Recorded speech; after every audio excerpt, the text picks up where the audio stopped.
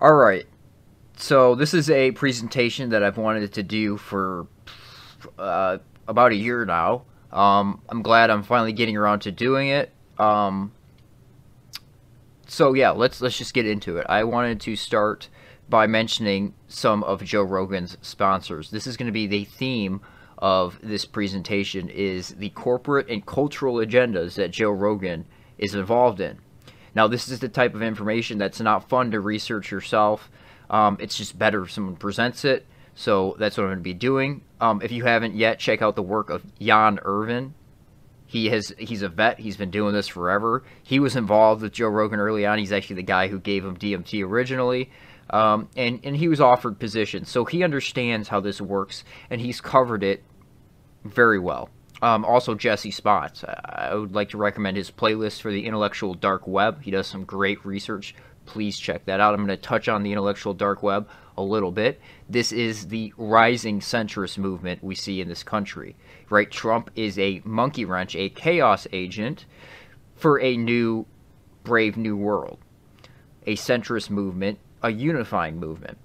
All right, so let's start with Rogan's sponsors. So Cash App is a big one. Jones mentioned that. Okay, the Jack Dorsey connection, and then everybody that followed. So this has been covered at nauseum, so I'm not going to really focus on Cash App and Dorsey, but there are some that people looked over. So like 23andMe, this is a big one, directly sponsoring Rogan's podcast. So 23andMe is co-founded and owned by Ann Wojcicki, the Jewess. Okay, Ann is the sister of Susan Wojcicki, the Jewess, who is the CEO of YouTube. I'm sure you're all familiar with her. And Ann was formerly married to Sergey Brin, the co-founder of Google. Okay, so you should be aware of the 23andMe database system, the whole agenda with that.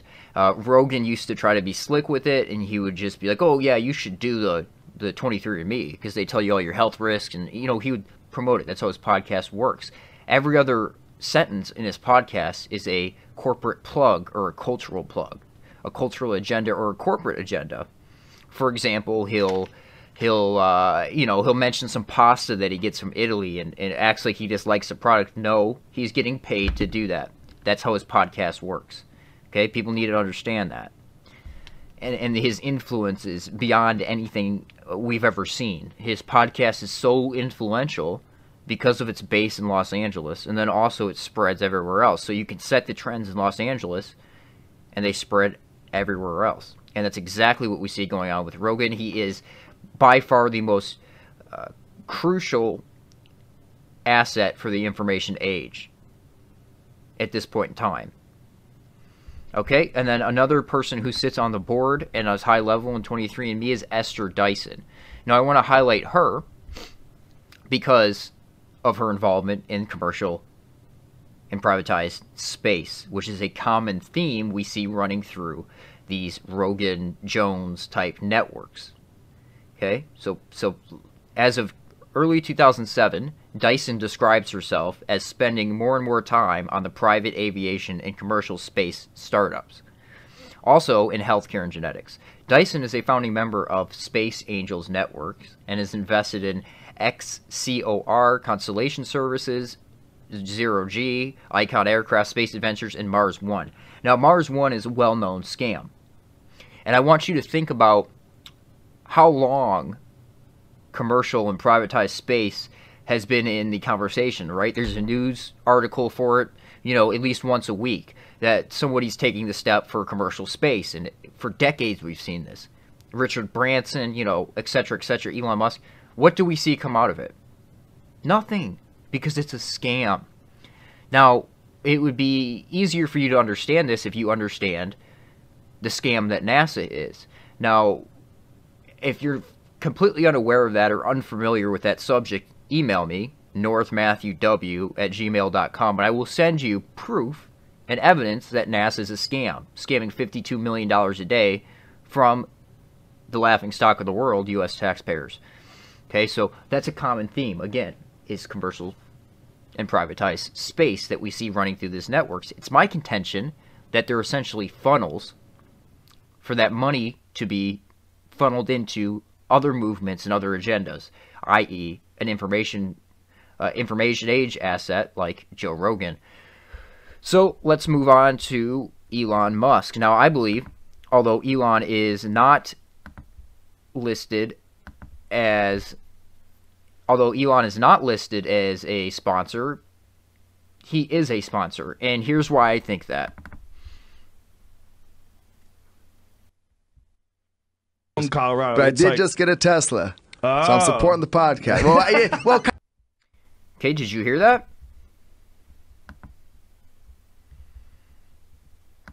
Okay, he said, I did just Colorado, but I did just get a Tesla, so I'm supporting the podcast.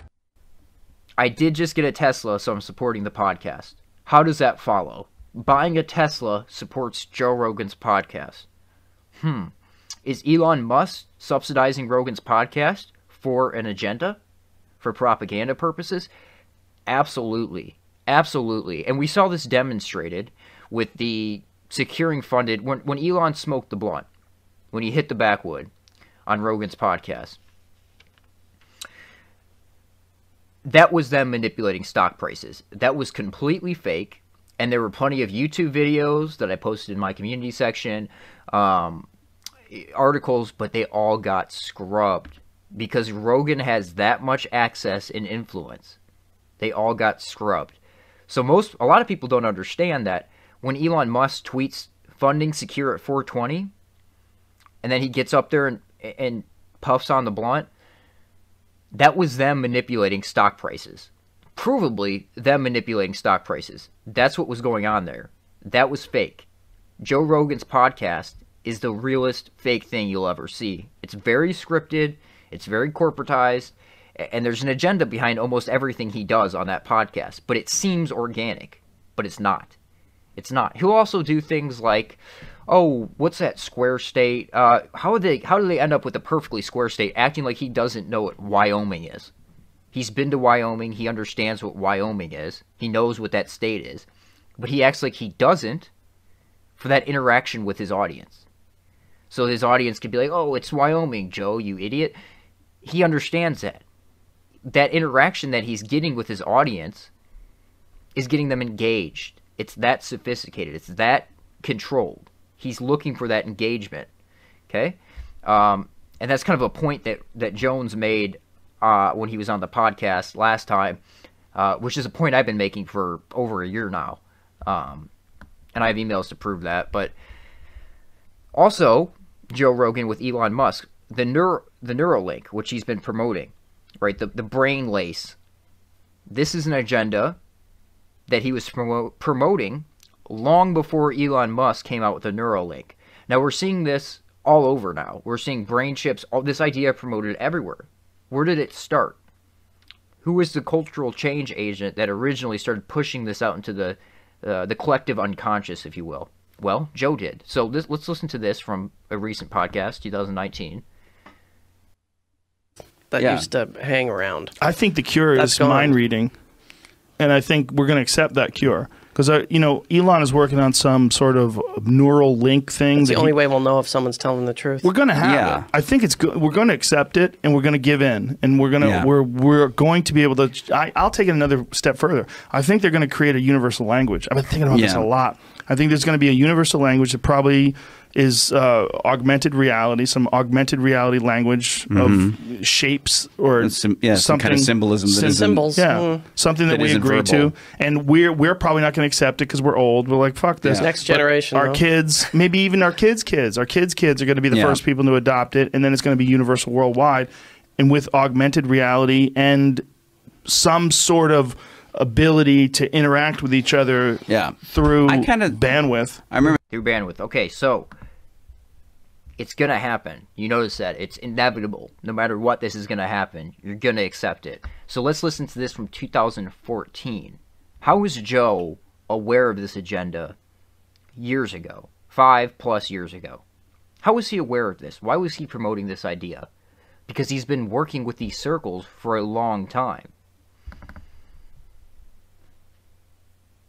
I think that one of the things that's coming out with technology is access to information, and access to information, not just current information, but maybe even future. Like the ability to read minds, to read thoughts, to read. Okay. So let's finish this up from the same podcast, finishing on that thought. Technological symbiotic relationship takes place to the point where we essentially our memories, especially, right, they're pretty piss poor, right? But if we can turn our memories into some digital archive that you can access at will, then we're gonna know. I'm gonna look in your head, and I'm gonna know what's going on. I'm gonna be able to tap into it. We'll be connected the same way we're connected with Wi-Fi, the same way our cell phones are connected through the cellular network. There'll be some sort of a network of information exchange between all people, and if that's the case, deception will be almost impossible. Right. Motivations will be crystal clear, and you're gonna know who's full of shit. It's gonna be a fucking bad day for a lot of idiots. Okay, so again, promoting that agenda for a long time now. Let's move on here. Again, saying it's inevitable. That was Elon's other thing that he said on the podcast. You're already a cyborg. You have a phone. It's not in your body, but it's something you're holding on to. Yeah. It's voluntary cyborg. Did you guys read Third Wave years ago? Was that a book you ever got into? No. That was the prediction of all this. Really? Yeah, and it's in the early 80s. And it was a prediction, and the one thing Third Wave predicted was that. Okay, so we have Third Wave mentioned there, which Jones also mentioned on his recent podcast. Now, that's very interesting to me, and this is a common theme in my life. That is something that I was researching long ago, and that I was going to include in this regardless, and other things. Let me pull this up here. Third wave, information overload, okay? Future shock. Okay, now Toffler, Alvin Toffler, the guy who wrote this, is involved with the Revolution and Military Affairs crew, the future Soviet warfare theory pushers within our own countries. Okay, the people that are involved in the New York, Moscow, Tel Aviv triangle. Those who have infiltrated the highest institutions in our country and have subverted them for the East's benefit, for Israel's benefit, and via the back door into the West, Israel, for Russia's benefit, for China's benefit. Okay, so I want you to look at the date here. This is from my notes on my other computer, June 7th, 2018. I have never heard this mentioned by any other researcher, anything. This is something I found my own on Wikipedia and included it into my research. Now, all of a sudden, recently, it's being mentioned on Joe Rogan's podcast. I find that very interesting. So, Toffler coined the term future shock to refer to what happens to a society when a change happens too fast, which results in social confusion and normal decision-making process breaks down. He continued the theme in Third Wave, 1980, when he describes the first and second wave as agricultural industrial revolutions. The third wave, a phrase he coined, represents the current information computer-based revolution. Now remember, this was in 1980. He forecasts the spread of the internet and email, interactive media, cable television, cloning, and other digital advancements. He claimed that one of the side effects of the digital age has been information overload, another term he has coined. Okay, so information overload, or information apocalypse, as Steve Pieczenik referred to it in his novels, is what we're living through right now. So, information overload, too much information, there has to be a solution. Problem, reaction, solution. Chaos, order out of chaos. That's exactly what we're seeing. And the solution for them is a brave new world. That is the agenda here.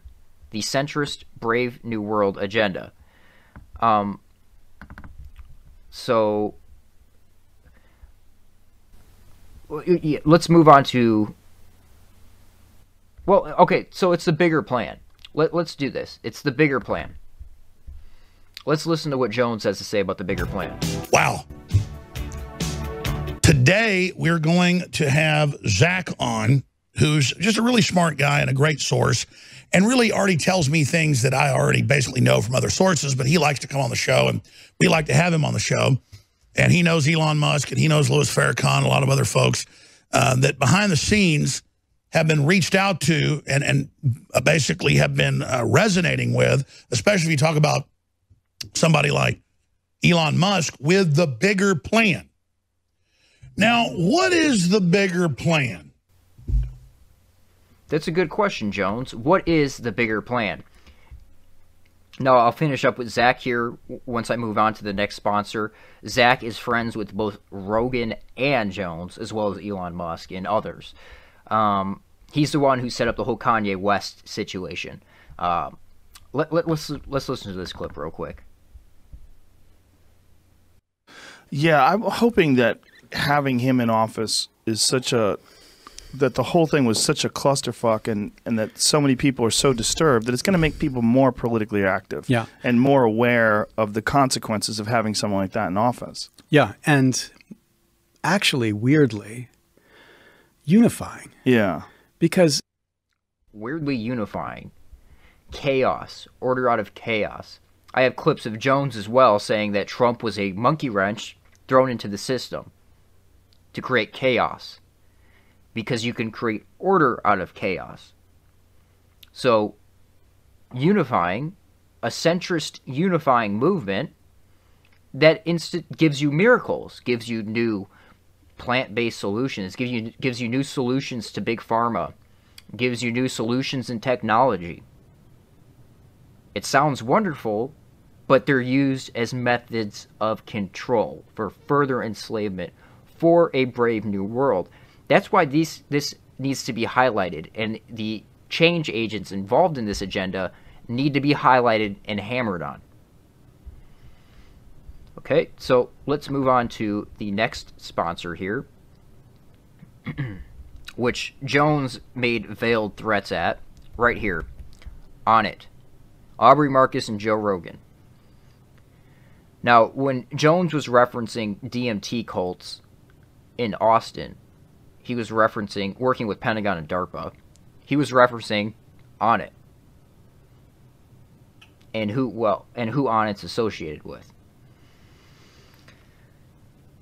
Now, I knew the whole situation with Jones wasn't authentic from the beginning. I knew that threatening Onnit was a legitimately Jones putting pressure on Rogan, and having Jan Irving on was actually him putting pressure on Rogan. But I knew he would never go anywhere. He was doing it because he was pissed at him. He was doing it because of the Soros talking points. But as we'll get into here in a second, Joe was so deeply involved with Soros that, you know, come on, Jones. So I knew it wasn't going to go anywhere, is my point. I knew that these are overlapping networks, like a Venn diagram, overlapping, that this would not end up going anywhere. So let's get into Onnit here.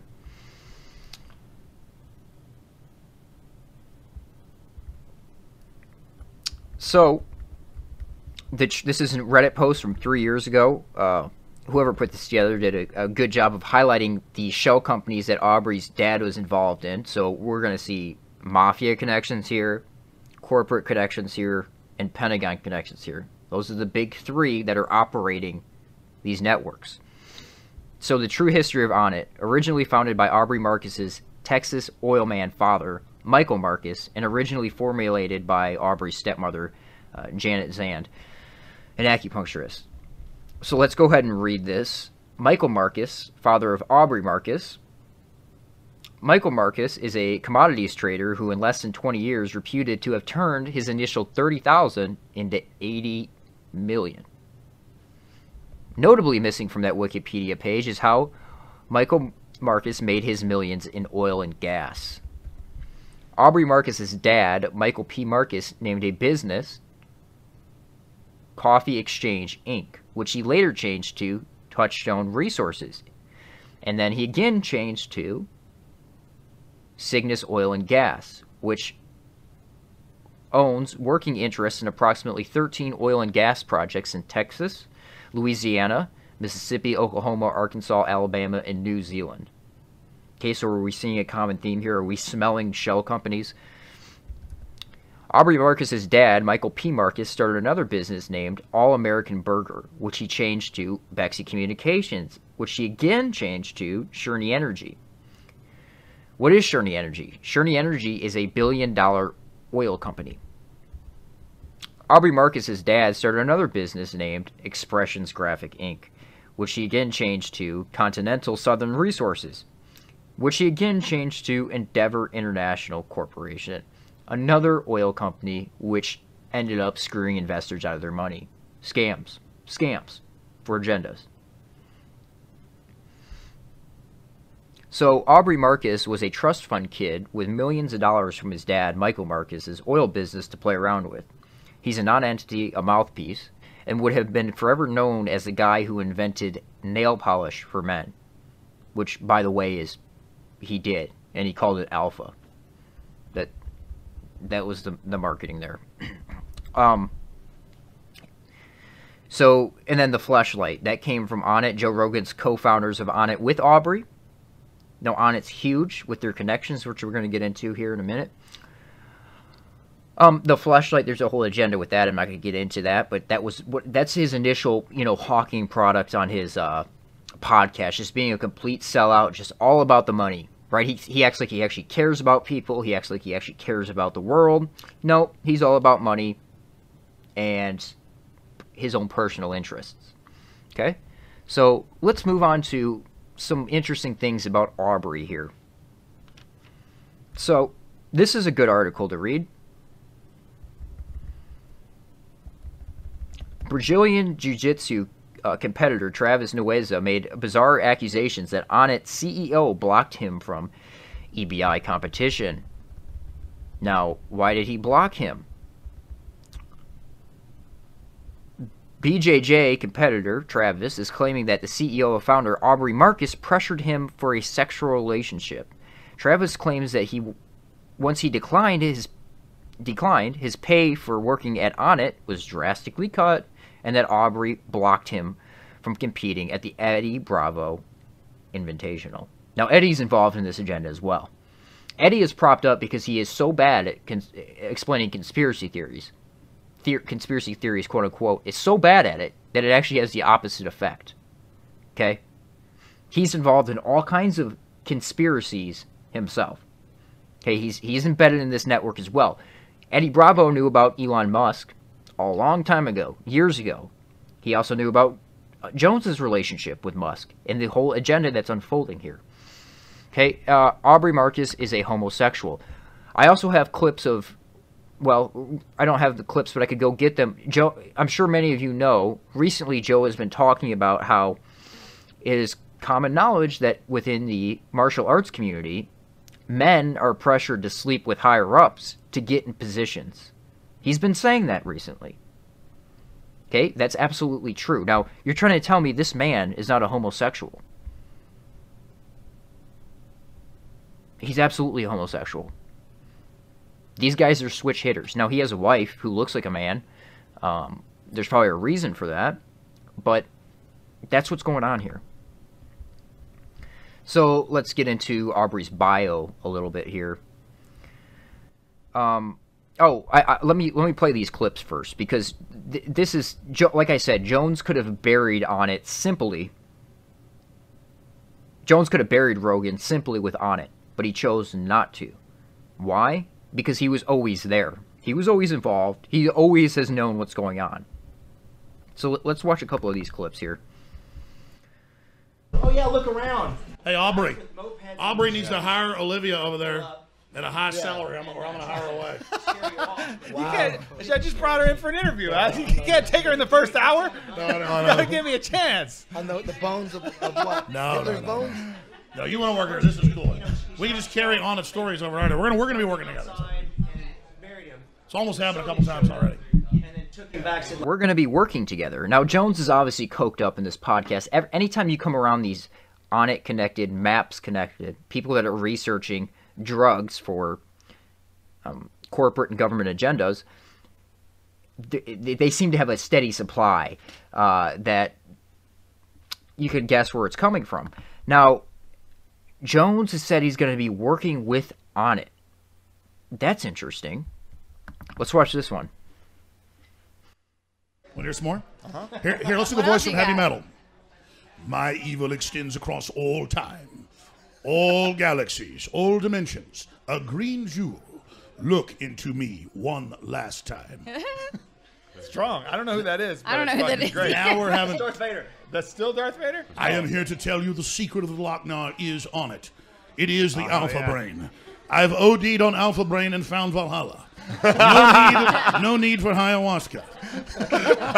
But the nemesis, Brain Force, has arrived. A little plugging now. Brain Force. Now, Jones actually modeled Brain Force after Alpha Power. It's the same formulation. It's the same product.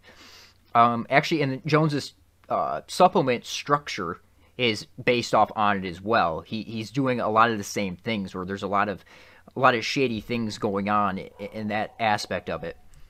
So let's move on to this last clip here. It's so crazy. In fact, Shane Steiner. Let me mention real fast that he mentioned the Lochnar. I kept it in there for a reason. Lochnar from Heavy Metal, that movie. It's actually very good, and it's an allegory. The Lochnar is Lucifer, the green light, and it's interesting to me that he associated on it with Lucifer. Just an interesting statement there. You Bill Hicks. Shane Steiner. Are you Bill Hicks? Where's Shane Steiner? Let's bring... Now, I didn't want to include this part in here, but I had to get this clip. Every time Jones is around, people from On It, these corporate people, Hollywood people, comedians, they always call him Bill Hicks. Now he's going to call a guy named Shane Steiner in here. Bring him in here. I went to frickin' high school with this guy. We had Texas Monthly call me about a year ago. How could you say Texas Monthly called me about a year ago. Right when Bill Hicks died. And they said, and see, that's the crazy conspiracy. Now, what Eddie's doing there, how could you say someone, and people believe it? He's saying that there's a reason that conspiracy has legs. If you understand how he works, he's saying there's a reason, and notice how uncomfortable these people get.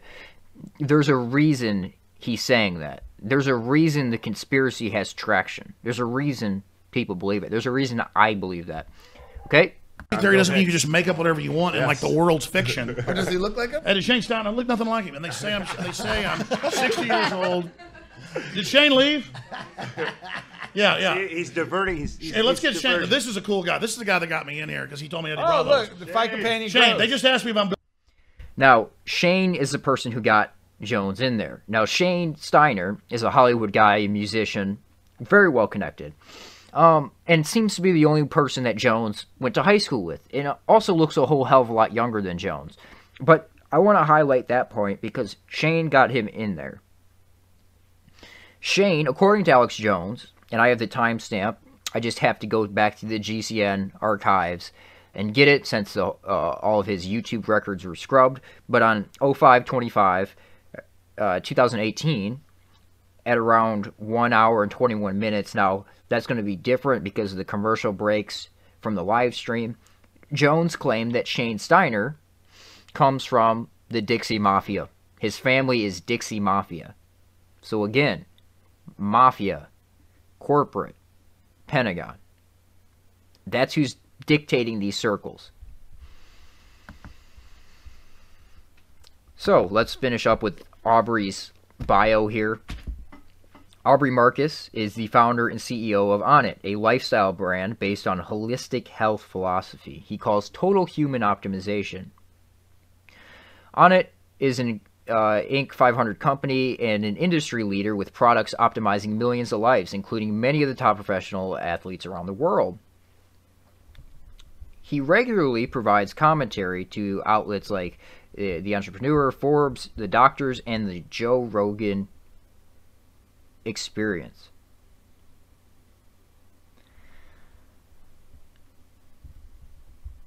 If you ask Aubrey what cause he is most passionate about, it is raising awareness for psychedelic medicine, psychedelic medicine, or plant-based medicine, through organizations like MAPS and the Hefner Institute. He's a 20-year native of Austin, where he currently resides. MAPS and the Hefner Institute. Now, before I move into MAPS and Hefner, I want to play this for you real quick and get you asking yourself a question here. For Tim Kennedy. I think, you know what I think? I tried to take I think you it's down. the drugs. Oh, fuck. Did we do drugs then? Yeah, we did. We did DMT. Was that the... That was the next day, bro. That's why I was so emotional. Wait. Are you sure? Yeah. I went through it. I'm like, why was I crying like that? That's interesting. Hey, hold up. Could not stop crying. So Brennan and I did DMT. We did a DMT trip. We didn't know. What'd you say, Jen? I said, I can't believe. By the way, what is he doing with his hand here? Why is this guy always rubbing on himself? You guys did that, dude. We didn't even know. DMT. We I would didn't do know it right we now. didn't, I would do it in a heartbeat. We didn't know it's what ayahuasca is. We didn't know what to expect. I'm into psychedelics now. I haven't done it, but I want to do acid next. Listen, if you're young and listening to this, don't. I'm 52. No, DMT on acid. I'm not. I don't advocate drugs for anybody who's young. Okay, but if you're an adult, it's up to you. But DMT was awesome. DMT. So I'm not a drug guy, right? I never one have of us are drug guys. Never cocaine, not even weed, right? Not really a boozer. So Love titties. we find out we're gonna be invited. We're invited to this quote unquote ceremony by a shaman who will remain nameless. And Brennan and I both... Aubrey Marcus. Yeah. What were you saying? And Brennan and I look at each other, we're like, are we going to do this? I'm not going to... So I don't want to bore you with the rest of that clip, but they go on to say they smoke DMT. Now, this is in America that they're doing this. How are these people getting away with giving people DMT in these cults and these self-help DMT cults? How are they getting away with doing this in America illegally? Ask yourself that question. It's illegal, but they can get on a podcast and talk about it and send people in that direction. I want to finish up here. Let's. I guess I'll mention on the fake beef. Now, I started putting this together, and this was always going to be my opinion on it. Like I said, there was two things Jones did, threatening on it and having Jan on, that were legitimate. But clips like this always were ringing in my memory. People have said... But Elon Musk is a patriot. Assange is a patriot. And I can tell you right now that Musk is a fan of yours. I could tell you the same way. Maybe you didn't know who I was back then, but Farrakhan was a fan of yours. The problem is Elon Musk has picked his side. He's in with DOD. But today we're going to have Zach on, who's just really scenes have somebody like Elon Musk with the bigger plan. Now, what is the bigger plan? I mean, you told me you'll soon see Kanye at the White House. You said that. By the way, Zach is the one who was behind the whole Kanye West situation. And I was the only one that took him seriously. That's how I was able to predict the Kanye West situation long before anybody else did, because I listened to what this guy had to say. Now, everybody thought he was too young. Everybody thought he wasn't anything, that he was just some kid, on a Navy ship somewhere calling in. No, this guy's involved. This guy has been involved with Cywar for a long time. Now he currently resides at Space Command, former CENTCOM. He was involved with the Fort Hood shooting. He worked with Voice of America as a victim Muslim. He also worked with CARE as a double agent. Okay? Culture will speak, and you've not predicted. You know a lot of what's coming and what's going to be unfolding. First of all, I've had some conversations out there in those hills out there in Calabasas with Joe Rogan. And then Zach's a great source of really interesting information, and I know who he is, who his identity is, and some of the things he's done behind the scenes and things that have unfolded. And so he is who he says he is. He does do what he says he's doing, and I can confirm some of the stuff he's been up to out in Las Vegas and out in Florida and out in L.A. as well. Okay, so he also knows Elon Musk, Joe Rogan, and Alex Jones. So we're having a military guy go in between these guys, and it's kind of dictating which directions they go in, possibly, or influencing them in some way or another. But that was something that was always in my head. These people can't really dislike each other, or they can dislike each other, but they can't really attack each other because they're involved in the same networks. They're Pentagon assets for the information age, as well as corporate assets. And then this is from The Fight. This is something that I don't think anybody picked up on. Like 99.9% of the listeners did not pick up on what he was saying here, but I did. You're the bitch, and you get ready for it. That's how this works, Pilgrim. That's how this works, Pilgrim. What does that mean? Pilgrim. Well, the Pilgrim Society is a British intelligence front. Now remember, with the intelligence community, it's a giant spiderweb with Israel at the center of it. But the Pilgrim Society is something that all the early MK Ultra guys were involved in.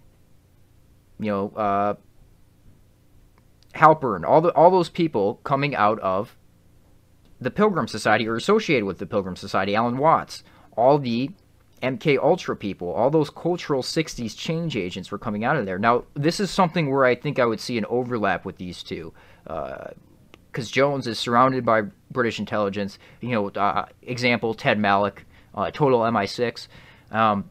But again, you would see this is like a Venn diagram, and you have these overlapping networks that they're both involved in. And then let's finish it off. This is also from the beef that was going on. So just stop acting like you don't. We have a State of the Union coming up. Let's finish up this clip. Fill in the blank, whatever ridiculous conspiracy. The Rothschilds, the fucking Rockefellers, whatever it is. I'm not talking about that because the government threatened my family. Sorry, let's... So just stop acting like you don't. We have a State of the Union coming up. Let's finish up this clip. Fill in the blank, whatever ridiculous conspiracy. The Rothschilds, the fucking Rockefellers, whatever it is. I'm not talking about that because the government threatened my family. That is fucking wrong. It's ridiculous. And now you put it out there. So pause again. Hey, I have a question for Mr. Rogan here. Is it ridiculous because the Rockefellers fund maps, which fund you? Is it ridiculous for that reason? I mean, are the Rockefellers not real? Do they not have a track record of funding destructive, subversive movements within this country for their own benefit? Is that why it's ridiculous, Joe? So we'll get into maps here in a second and explain to you exactly what it is, but this is when when these maps people came around, Dennis McKenna, etc., when they came around, Joe stopped front-loading his podcast with ads. This is when he became ad-free. So let's watch this real quick. And just press the music. Let's just go right with music. Right. By the way, Jamie's struggling. I'm going to get into Jamie later, but Jamie seems to always struggle, especially for a podcast at that level.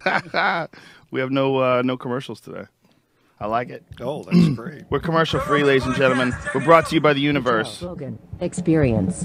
Train by day, Joe Rogan podcast by night, all day. Ladies and gentlemen, a very special episode. Podcast sponsorship free. Dennis McKenna and Josh Wickerham. Josh is from the Ethnobotanical Stewardship Council. You were one of the founders of this? That's right. And what exactly does that mean? Okay, Maps Associate. Podcast sponsor free, a very special episode. They're not sponsor free. Joe is surrounded by Maps. Joe promotes Maps, and Joe is funded by Maps. Okay, and Maps is corporate. Maps is a cultural change, a cultural shift, and there's an entire CIA MK Ultra agenda behind it. Now, if you don't understand the history of the cultural MK Ultra movements, please look into Jan Irving and his research. He's done such a wonderful job at laying it all out and getting all the evidence out there. That's what this is. Okay, so let's go back to these. Maps is Rockefeller funded. Rockefeller funded again for Maps website. The David Rockefeller family concludes to the obituary, encouraging people to honor Richard Rockefeller's memory by contributing nonprofit organizations, including Maps. Okay, Rockefellers. backed by such private donors as, this is Hefner, which is it's synonymous with MAPS, and published via MAPS, where they were doing the ayahuasca, the DMT studies, the Rick Strassman, all the studies that Rogan references are MAPS or Hefner studies. Okay? Backed by such private donors as Lawrence Rockefeller and Bob Walsh, and a Microsoft millionaire, which is Steve Wozniak, and this is easily provable by his association with things like Esalen, which we'll get into, and in the counterculture agenda. The Institute is financing clinical trials with LSD, psilocybin, and other hallucinogenics. Okay, and then they say to treat phobias, depression, excessive whatever, blah, blah, blah. That's just to get funding. There's other reasons and other agendas for this.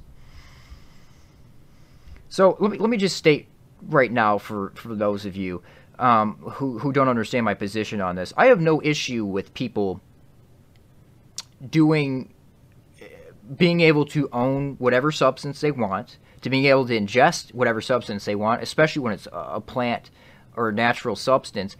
I have no issue with that. People should be able to do that.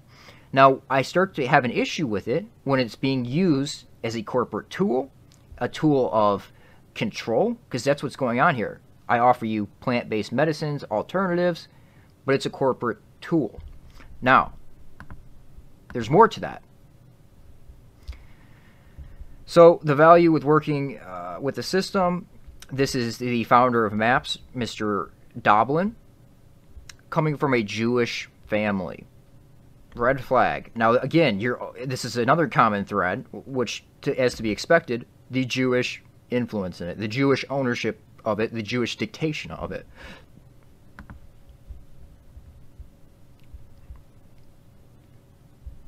The corporate goal of maximizing profit for our shareholders. I just want to make sure this isn't okay. There he is, Dennis McKenna Wickerham, surrounded by MAPS people. Now, Jones is good buddies with Joe Rogan. Right? Everything's all good. But he still absolutely hates Soros. Just like Trump says leave Soros alone, Joe Rogan is working with people who work with Soros. But that's okay by Alex Jones. That's fine. We'll just ignore that.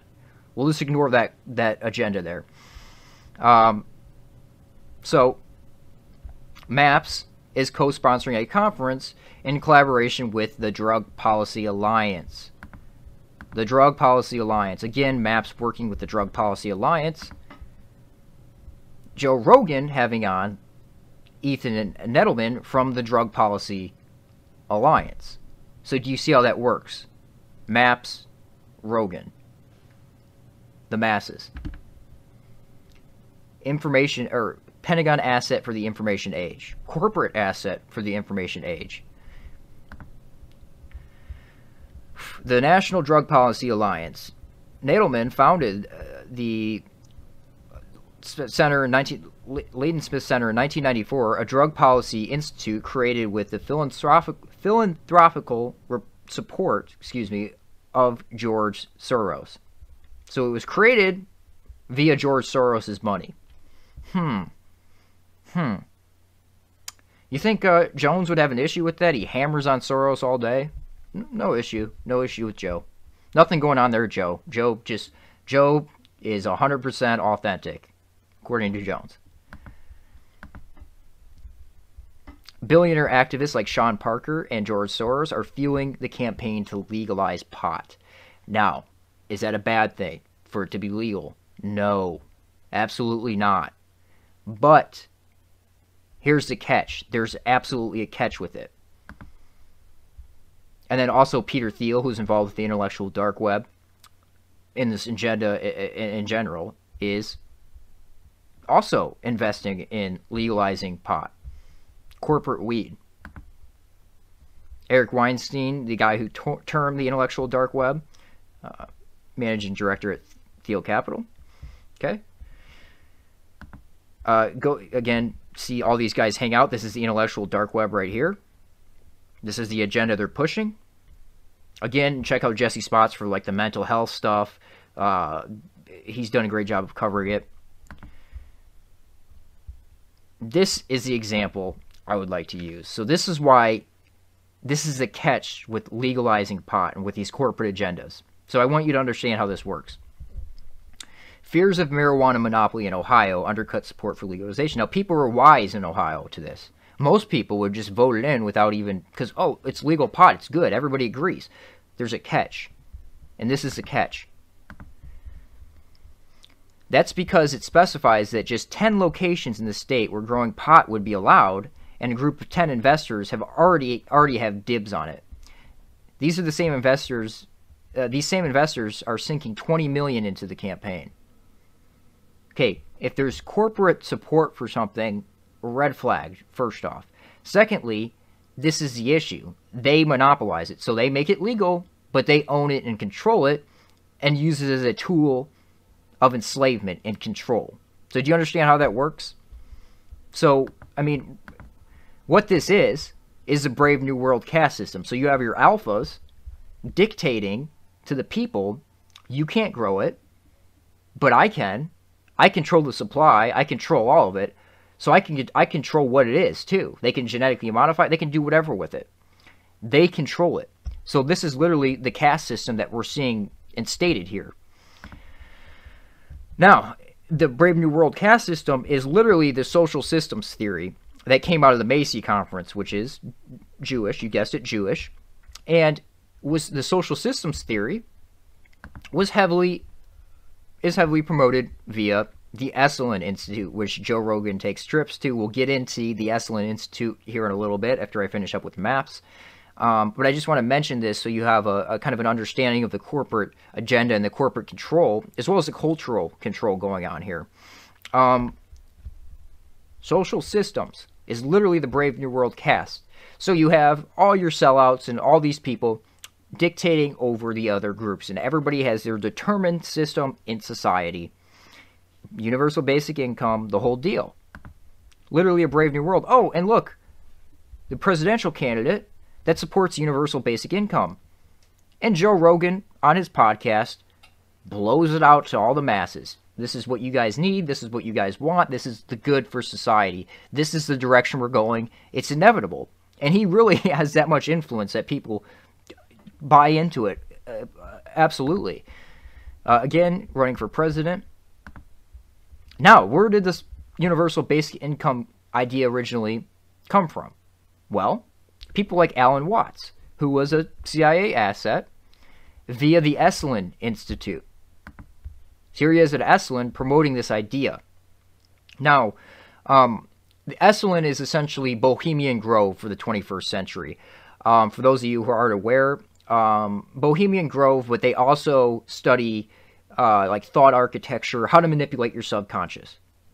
And we'll get into some of that later as well. For example, I have this book.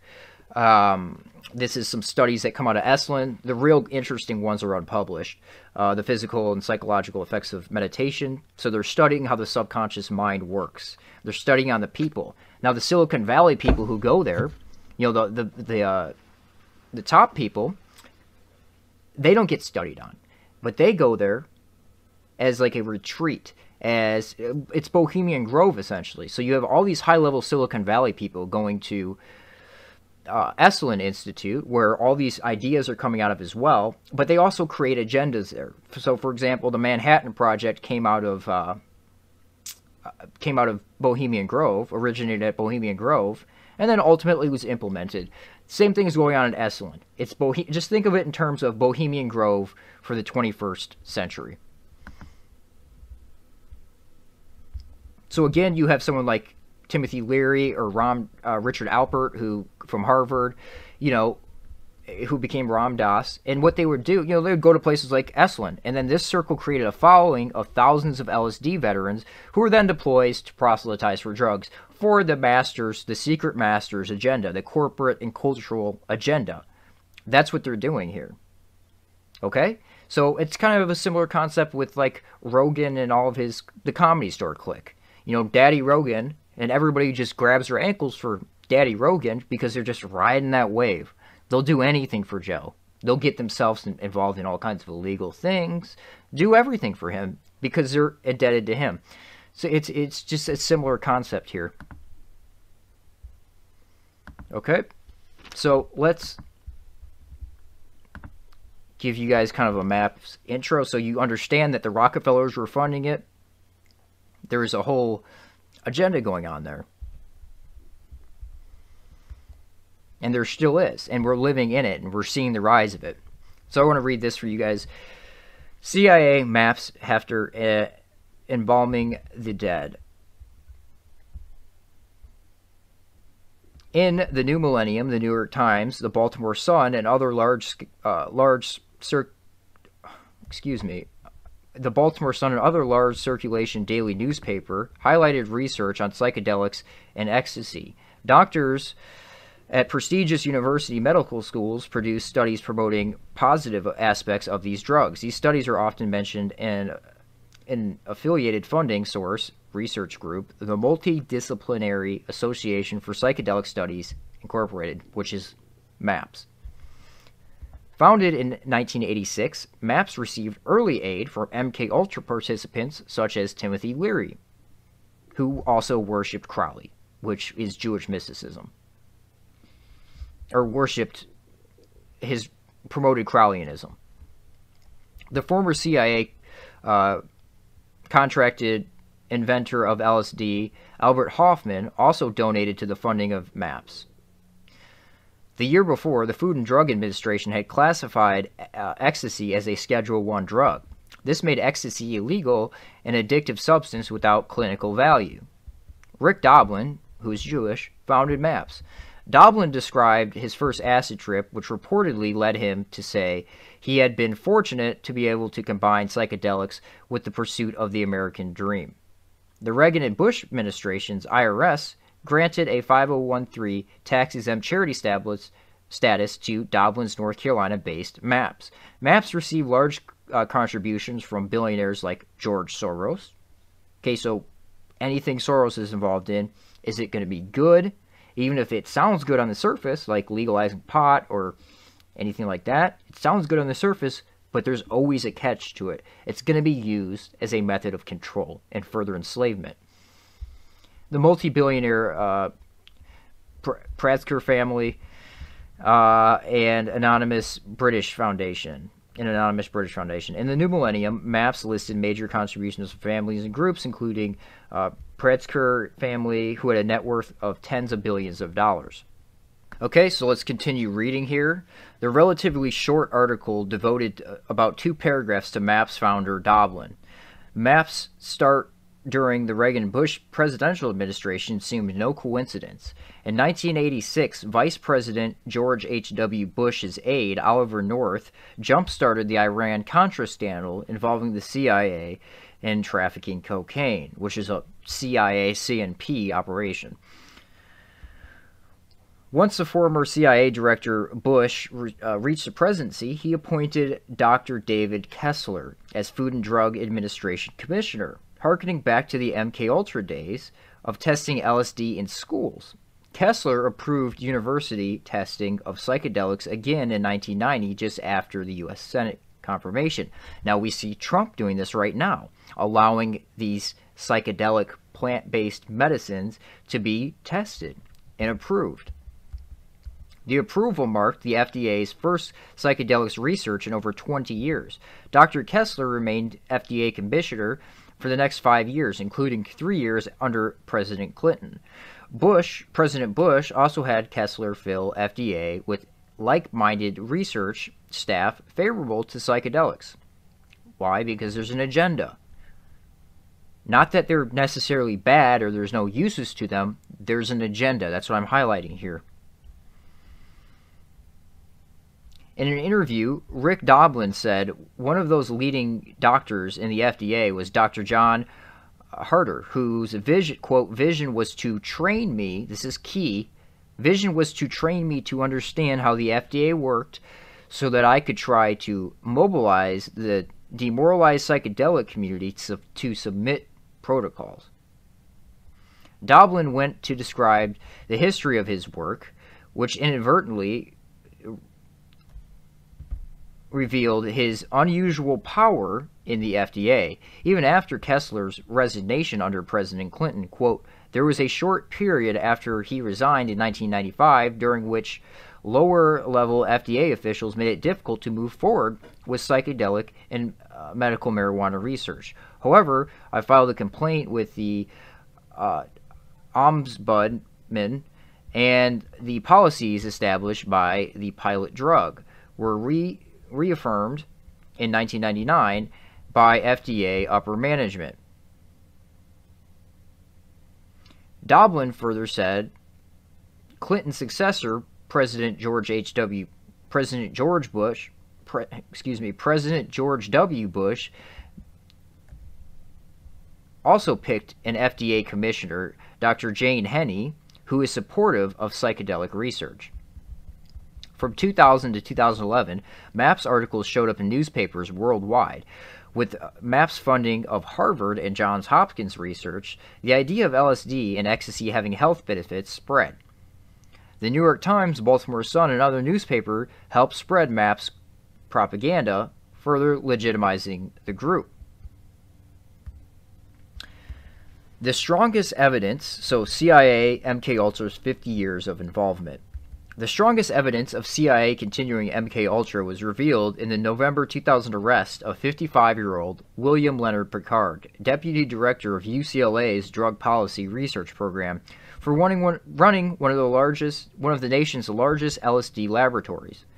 Drug enforcement agents would also eventually implicate Professor John Halpern and other psychedelic think tanks. The Hefner Research Institute, which had worked on many projects with MAPS, the DEA arrested Picard at the laboratory site, a decommissioned missile silo, which they actually weren't at that point. This is an interesting case. They were set up by a DEA double agent, Gordon Todd Skinner, and they weren't arrested at the site. They were leaving the site. They were packing it up and leaving. They never actually produced LSD there because they thought they were being set up. DEA agents had enough raw materials there to make over 15 million hits of acid. Comprehensive articles in the Rolling Stone and San Francisco Chronicle cite evidence suggesting that Halpern, Picard, and others were involved in continuing this MKUltra operation. This operation has links to the original MKUltra LSD laboratories and universities involved in MKUltra, top government officials, and LSD promoting think tanks. Okay, so an interesting MAPS connection. I wanted to finish with that drug trafficking story, that manufacturing of LSD story, because I believe there's a lot of that going on right now. As I said before, ask yourself, how are they able to give DMT out to people, just like the Grateful Dead used to give out LSD to people, illegally in this country with no issues? Because they're involved in higher level operations. They're involved in research programs, in MKUltra style research programs. So we have, again, Halpern was mentioned, who works with MAPS to this day, continues to work, or up until recently at least, with MAPS, and he was involved in illegally producing and selling drugs. Okay, so someone associated with MAPS was involved in the illegal drug trade. Put two and two together, that's exactly what's going on. We have these government-sanctioned and corporate-sanctioned research programs that are also involved in the illegal drug trade. Now, I want to play this. This is from my channel. I posted it a couple weeks ago. Let's give this clip a listen here. I'm just going to speed it up a little bit. So this is from 2017. So 2 years ago, I was talking about a comedy club, the Laugh Stop, where I suspected that they were selling drugs and then laundering it back through their club there, or possibly this money is being donated back to MAPS for further research and further growth of this agenda. So selling illegal drugs, and the money makes it back to the legalization process, etc. But this is interesting. Identify a little place in Austin, other cities in Texas, and will sell you drugs, and then they'll launder that money right back through their little club there. But that's a different show or video. So money laundering is a good thing to look out for. Now remember, this was never referenced. Nobody ever referenced this prior to me stating this. Then after I stated this, this Comedy Store clique began to reference the Laugh Stop. And it's great. Oh my Houston, God. Houston's great. Austin's great. Texas is the shit. Houston, I did an album in Houston. Austin, Did you do it at the Laugh Stop in River Oaks? Oh, yes. what a club that was. I did an album. Is it there no more? No, it's now not that there was anymore. well. That was Apparently the Bill building Hicks' is still club. there. Yeah. What is it now? They The old use it PCD? sometimes. Like they'll have shows there sometimes. I think someone had something there for a while. I don't know the full story, but that was one of the greatest clubs ever. Laugh Stop in River Oaks. Remember that crazy dude was running it? The fuck's his name? Yeah. Fuck's his name? Bald guy. Yes. Mark. Yes. Right? Yeah. Yes. Yeah. He had an Italian last name. Oddly enough. Joey knew him real well. I forgot about that dude. Yeah. Yes, and that was Bill Hicks. Yeah. Place. They had a fucking legit open. My boy Mark, we had a good time. I love it there. Cap Cities. Oh, I love. I remember one day there was a guy, you asked him about drug dealers, Lee. Let me tell you how wide open it is. Again, sorry to talk about this city, one of my favorite cities in the country. Hollywood. Houston, Texas, had a kid that would come to your shows, Lee, and he would give you a bud, and you'd go, wow, this is Houston. Where did you get this from? He goes, this is what I grow. And he'd go, I got 6 other strains. You want to buy something? You're like, yeah. You'd go out to his car, Lee, and he had one of those construction trucks with the panels and shit. And I wish I was lying to you, Lee. I wish I was lying to you. He would open up the panels, and he'd have little jars of weed. This is fucking 12 years ago. The Laugh Stop was still open. Yeah. This was at the Laugh Stop when Rogan was headlining. Those things that you see of that fucking Did you hear that? This is key right here. Yeah. This was at the Laugh Stop when Rogan was headlining.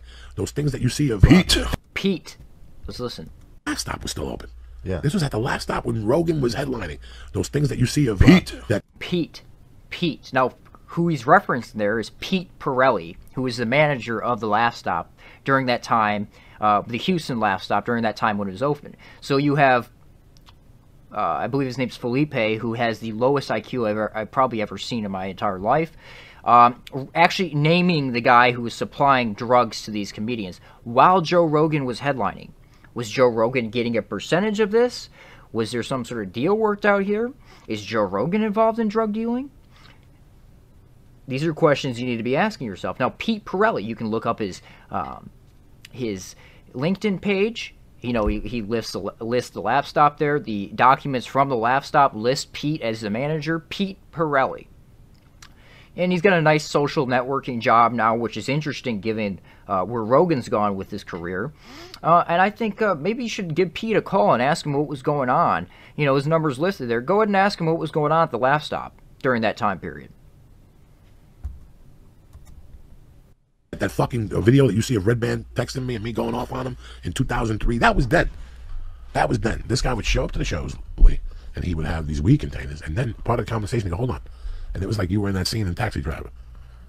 I got fucking pills. And you're like, wait a second, what do you got? The one time he came to a show, he had Coke, Vicodin, Valium, Xanax, some tranquilizer you gave to retarded kids when they went over the top. PCP. He had something else. He had 20 different fucking things in there. He must have been your favorite. I used to give him $200, bro, and he would give me a to-go package that would fucking make a mule sing. He would give me like a half 8-ball, fucking 20 Vicodins, 20 Xanax. You have a variety pack. Oh my God, he'd give me fucking animal tranquilizers. You have no idea. Okay, so that's key there. These guys are involved in the illegal drug trade. So let's think here. The illegal drug trade and then this whole maps, studying of the drugs, these are interlaced. If you continue to look, you will continue to find an interlacing between the illegal drug trade and the so-called legal drug trade. Now, I want to play this clip again. Oops. Okay. Let's watch this real quick. Well, let's do this one first real quick. You'd be surprised. Yeah? The ESC has sent out a call for experts, and we've been infiltrated by the mainstream people that do evaluation work for the World Bank and USAID. They're interested in ayahuasca. People are going down to South America to have these transformative experiences, to sit in ceremony. There's a lot of underground activity in the U.S. as well, and Europe, where it's not legal. But in South America, in Peru, ayahuasca is protected as national patrimony. That's awesome.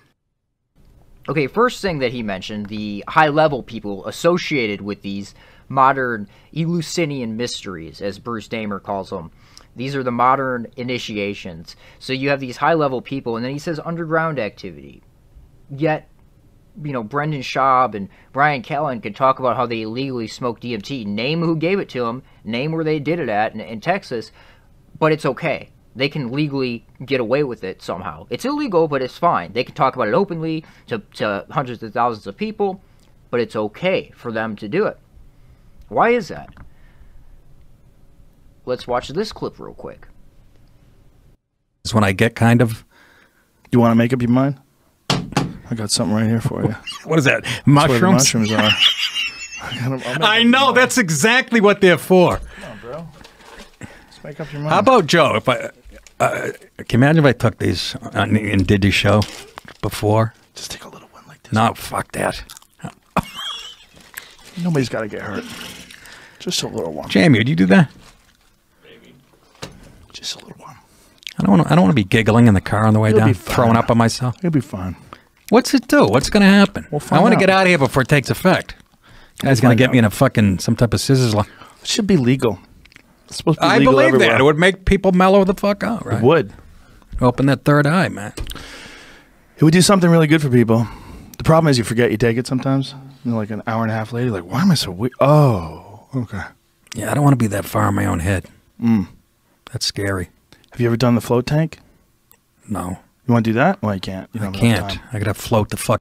Okay, so again, takes an illegal drug. Now this is just, again, pushing an agenda because they're doing the same process that they're doing with marijuana, legalizing that with psilocybin mushrooms, magic mushrooms. They're doing the same thing. They're pushing to legalizing that, so he's normalizing it by taking an illegal substance on his widespread podcast, massive podcast. He's allowed to take an illegal substance and there's no repercussions for it. Ask yourself, why is that? How is he able to get away with that? Well, he's pushing the agenda. He's normalizing it. It's just something people do. Everybody does. You know, it's fine. And the thing that they're doing with the magic mushrooms is exactly the same that they're doing with the legal pot, where there's a corporate control over the substance. It's dictated by corporations. It's dictated by the alphas in the caste system, where they control everything about it. So again, like I said, and I'm not someone who hasn't tried these substances. I've done pretty much all of them. Okay, but like I said, it should be legal. In my opinion, it should be absolutely legal. It should be truly free and undictated by a corporation. It should not be dictated by a corporation. You should be able to grow it yourself. You should be able to do it all yourself. It also shouldn't be pushed on people. The agenda of pushing it on people is a cultural agenda for a specific reason. Secondly, it's a method of control. It sounds great because these are plants, these are funguses. They should be available to everybody. If someone chooses on their own will to take this substance, that should be fine. I have no issue with that. But when there's a corporate control over it, a corporate monopoly, that's an issue. When George Soros is investing hundreds of millions of dollars, when Peter Thiel is investing hundreds of millions of dollars, that should be a red flag for you. You should be aware of this, and you should understand that this is a method of control. This is a method of cultural change, and this is a method of enslavement. That's exactly what we're seeing going on here. So you're not allowed to grow them. Only the corporate masters, only the alphas can grow them. Oh, and this is another one. This might not... Tree snake is on the branch. But I want you to listen very carefully here. This is Bruce Damer. We'll get into him in a second. High-level DOD, direct Pentagon connection to Dennis McKenna. Now, it sounds like Joe Rogan does a bump of cocaine right here. I want you to listen for the bag, literally ruffling a bag. I want you to listen for the snort, and I want you to listen for the drip afterwards. And also in the context of what Bruce is talking about, where people are hiding their drug use, and it should be out in the open and free. Waiting for her. And so she's getting high on all this sugar, because we still get high on sugar. Here we are drinking our coffees, right, with our sugar. And she's watching. Okay, drinking our coffees with our sugar, and he does a scooping motion. So, again, where's Rogan getting these drugs from? Is MAPS supplying the drugs? Is Onnit supplying the drugs? Is the illegal drug trade and this legal study of drugs, is it all synonymous with each other? I believe it is. That, and that pattern of scales has evolved to mesmerize. Okay. Now, I'm not saying 100% that's what he did, but that's sure what it sounds like and looks like. Anyways, moving back to MAPS here.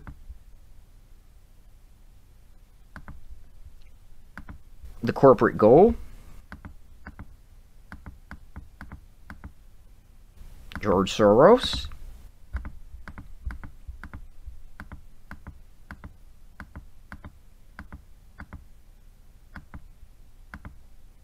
Oh, I forgot to mention, MAPS, another common theme you're going to see through all this counterculture MK Ultra stuff is heavy involvement with the Soviet Union.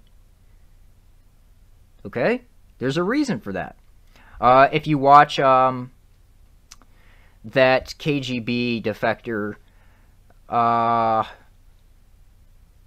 can't, his name escapes me right now, Yuri Bezmenov, and he talks about how the KGB wanted to push yoga and these meditation and these Esalen type movements within the country because there's a method of control with that. Okay? So, and it's on record. You can read the documents, how they would push it. They had a hard time. The Soviets had a hard time running operatives via the West Coast, and they found an in with the peace hippie movement.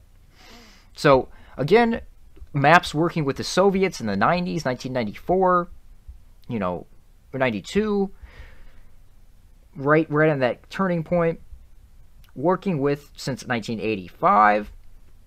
So this is this guy researching ketamine in the former Soviet Union, which is still the Soviet Union. If you don't understand that they faked their breakup, that was all predicted by the defectors, like Anatoly Golitsyn. That's exactly what's going on. I would research that. But he was researching ketamine, and if you go through here, it seems as though he was more interested in the subconscious mind than anything, what the effects and how to influence the subconscious mind. That seems to be his main focus here when working with ketamine on people. And they got contracts with military hospitals, like veterans hospitals. So where was MAPS born? Where did the idea come from? Well, Mr. Doblin shares a fascinating story about how the idea for MAPS got started at the Esalen Institute in Big Sur, California. So again, think of it in terms of the Bohemian Grove of the 21st century, where you're having studies going on people, but you're also having these high-level Silicon Valley and people from every institution going there and creating, scheming up new ideas and new movements and new agendas via the Esalen Institute. So, who goes to the Esalen Institute? Esalen, where you just were on the Big Sur coast, and they stored them at their in-town. Did you see what happened to Big Sur? What? Unfortunately, those are out of state. I'm not sure why, but Joe Rogan goes to the Esalen Institute. He's talking to Bruce Damer there. And if you haven't watched that interview with Bruce Damer, please watch that, at least the first 20 minutes of it or so. It's very telling. So we're going to transition on into the Esalen Institute here.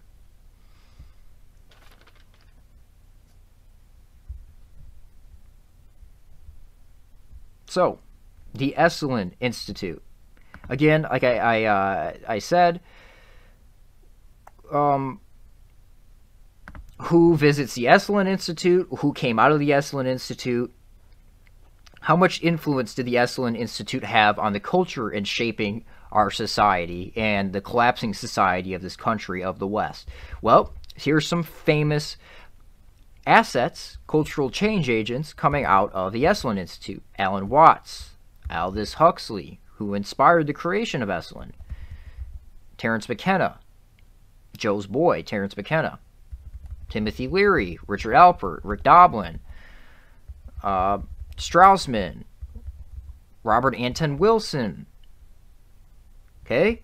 All these assets coming from the Esalen Institute.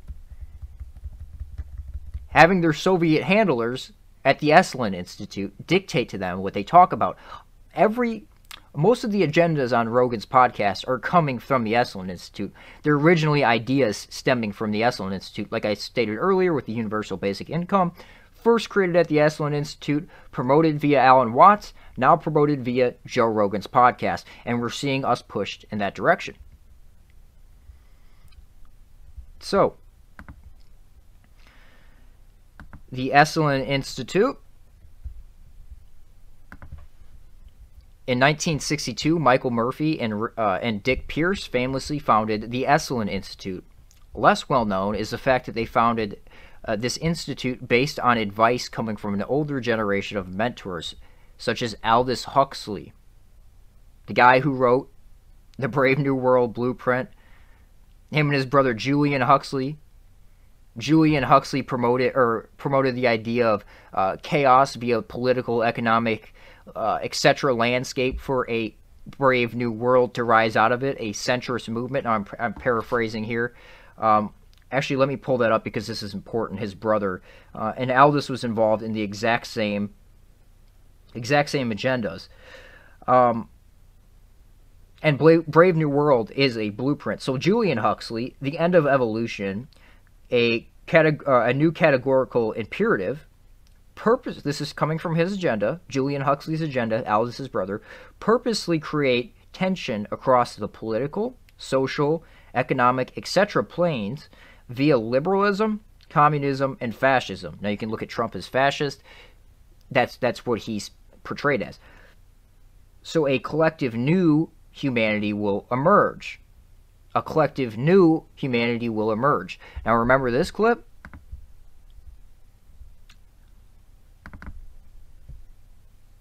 A collective new humanity will emerge. All this stems back to... Yeah, I'm hoping that having him in office is that the whole thing was such a clusterfuck and that so many people are so disturbed that it's going to make people more politically active. Yeah. And more aware of the consequences of having someone like that in office. Yeah, and actually, weirdly, unifying. Yeah. Because... Weirdly unifying. Okay, interesting. Mentors such as Aldous Huxley, Alan Watts, Joseph Campbell. Now, Campbell, if you are unaware of these people, which is understandable because this research is suppressed, they've kept Jan Irvin, who really dug all this stuff out and droned through documents and things to make this information available. This is a huge agenda that they don't want in the public domain. Go look at Jan Irvin's Logos Media. Go check out Logos Media. Read his articles over there, and please dive into his brain database. He has all the connections there. It is beautifully done. All the footnotes. You can spend months in the thing. This is an important agenda that is unfolding before us right now, with history going into the past and then continuing into the future. All these people are covered by Jan Irvin, with Lawrence Rockefeller being another major supporter of Campbell. Lawrence Rockefeller was also an important behind-the-scenes advisor to Michael Murphy since the founding stages of Esalen and donated millions of dollars to the Institute. Again, the Rockefellers. The Rockefellers are always there. Is that why Joe thinks it's ridiculous? Are the Rockefellers ridiculous? The Rothschild agents, the Rockefellers, are they ridiculous? I don't think so. The Packard Foundation, Ford Foundation, Carnegie Foundation, all had some involvement with the Esalen Institute in the early 60s and early 70s, which otherwise appears to have been reasonably profitable on its own. It would be clear what forces were behind the founding Esalen Institute. It should be clear what forces were behind the founding of the Esalen Institute, an institute we will get back to in a later chapter. Okay? These are all, it's all footnoted. Those are all the references. Again, Esalen Institute.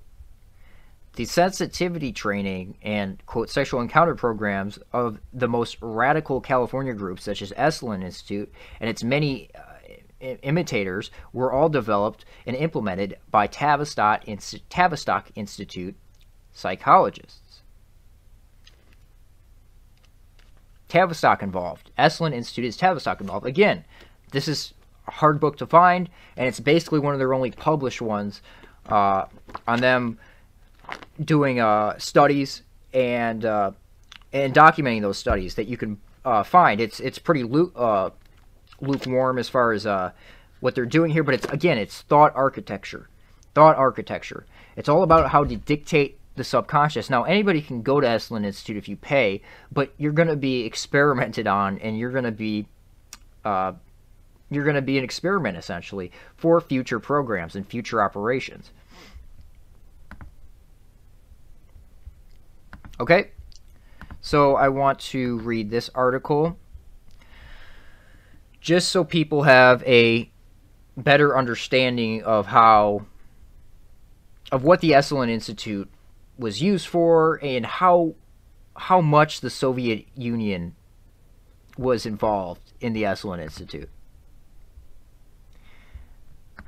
I want to hopefully pull up.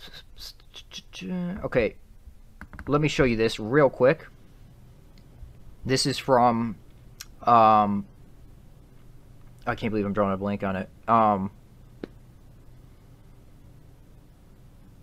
This is a book by, An End to Ordinary History is what it is. And it's all about the, the men who stare at goats type operations, which I'm going to get into later, which is involved with all this stuff. But it's really a smokescreen. It's about those operations, the CIA and the KGB, and their interest in it. Okay? So it was written by Dick Pierce, one of the founding members of Esalen. And it's heavily influenced by Esalen. It's supposedly based on truth. So, this is in the beginning of the book. My thanks to Jim Hickman, whose understanding and love of the Soviet Union had informed all of us to work on this book. The Soviet Union was so heavily involved in Esalen, it makes your head spin. Okay, so this is a really good article to refer to, how a famed New Age retreat center helped end the Cold War. As far as understanding of the Soviet influence over Esalen and how much they really dictated that. I'm not going to read the whole article right now for this video. I'm going to do another video where I actually go through it because it's a long article. But I'm going to read some of the key points. Again, just so you have an understanding, the Soviet Union promoted its foreign policy through the World Peace Council and other front organizations. So the Soviets had a hard time running operations via the West Coast, and they found an in with the hippie movement, the drug culture, the hippie culture. This is a good way to infiltrate and subvert the West from within. That's exactly what they were trying to do, and what they're still trying to do, because the Soviet Union still exists to this day. You all should understand that. It was a synthetic breakup. The defectors predicted it. Anatoly Golitsyn predicted it to a T. So I'll just briefly mention some of the stuff this article talks about. People from Esalen were allowed to go over to the Soviet Union and literally hand out literature. Okay? No issue. Americans in the Soviet Union just handing out literature. Red flag. They were doing things like helping Soviet engineers, giving Soviet engineers information on how to redirect rivers and stuff like that. Like literal treason was going on via the Esalen Institute. And they would bring KGB people in, and there was a lot of compromising going on there, because this is what goes on there. A bunch of naked people in the hot springs. A lot of stuff goes on at the Esalen Institute. So it's a great place to compromise people. And that's a lot of what's going on there. Similar to Bohemian Grove. So there's a lot of KGB agents there. That's all listed and documented. Again, a lot of the Esalen people, a big cover is the whole expanding your consciousness, telekinesis, psychic warfare. These are covers. These are smoke screens. These are smoke screens. And that's what they were using for their smoke screen to run these operations.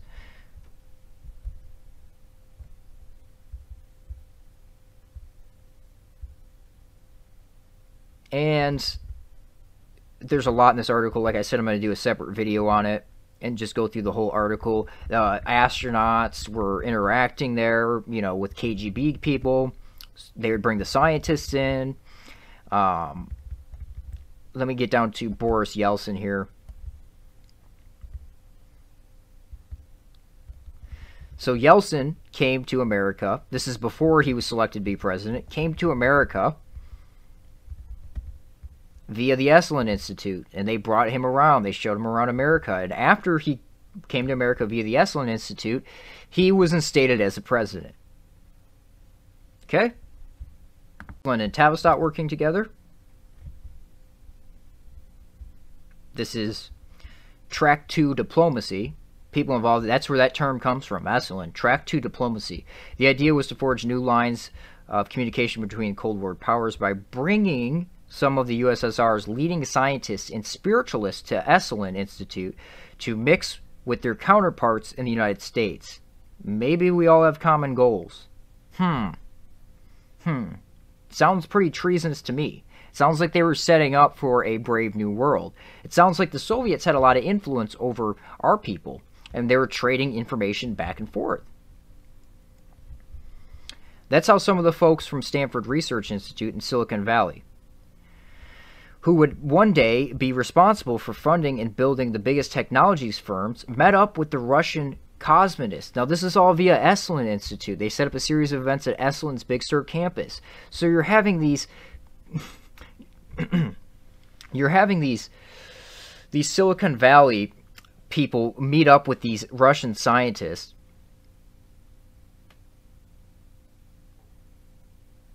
meeting up with these Russian cosmonists, scientists, okay? So, again, why do we see all these Soviet Jews running the high technology? I mean, if you... some of you are hopefully aware of, like, the Talpiot guys and their research. I think most of it's pretty much off the internet at this point, unfortunately. But the whole Talpiot program and what you see going on in Israel is all these Soviet Jews dictating Israel, because that's what Israel is. It's a backdoor into the West. So again, a lot of it's happening via the Esalen Institute. Okay, so these cosmonists, these Russian cosmonists who were communists at the time, the cosmonists went the furthest into its visions of transformation, calling for the end of death and the resurrection of the dead, and a free movement in cosmic space. Now, these are key narratives originating from Soviets, okay? Cosmonists influenced Soviet politics and technology.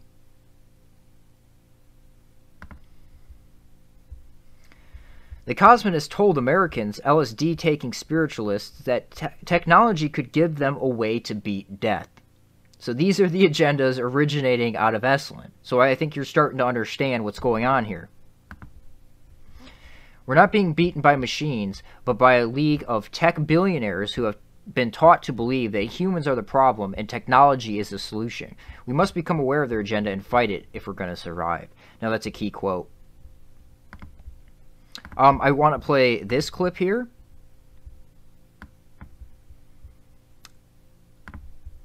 There's some interesting stuff going on here.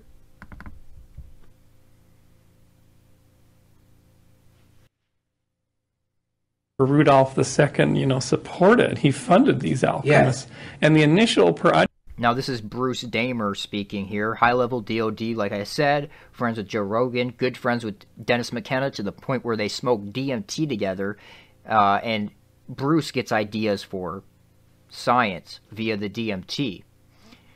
He works with NASA. He works with these think tanks.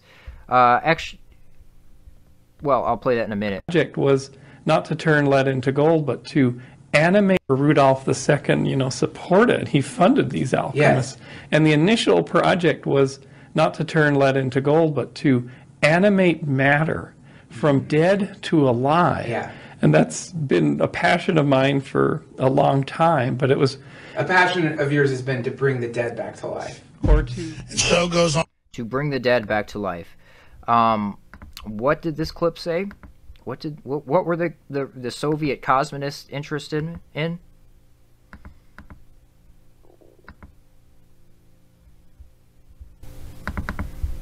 Where did that go?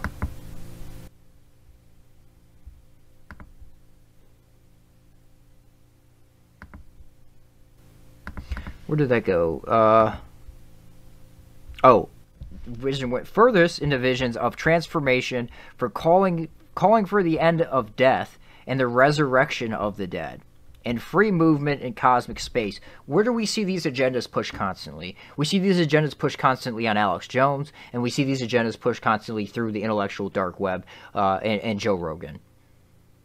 Okay, so are we starting to see where their agenda is originating out of?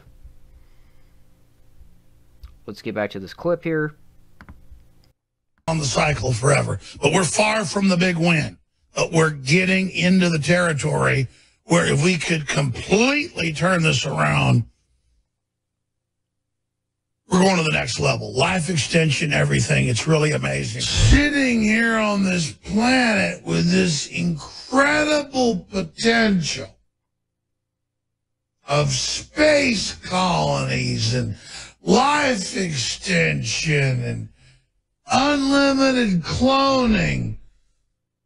Something like a soul or energy or consciousness or something like that. Yeah. Yes, a form, like an Aquinas form, right? But yes, I think that those are actually two different things in Judaism as well. Like the idea of Tichiyat HaMetim, which is the idea of resurrection of the dead, that's a different idea than what happens after you die, right? Tichiyat HaMetim is the idea that eventually the Messiah comes, that we'll all be resurrected back in our physical bodies at a certain point, which, you know, honestly, given the nature of how science is moving and the possibilities of cloning, is actually less crazy than it sounded probably a couple of thousand years ago. Yeah.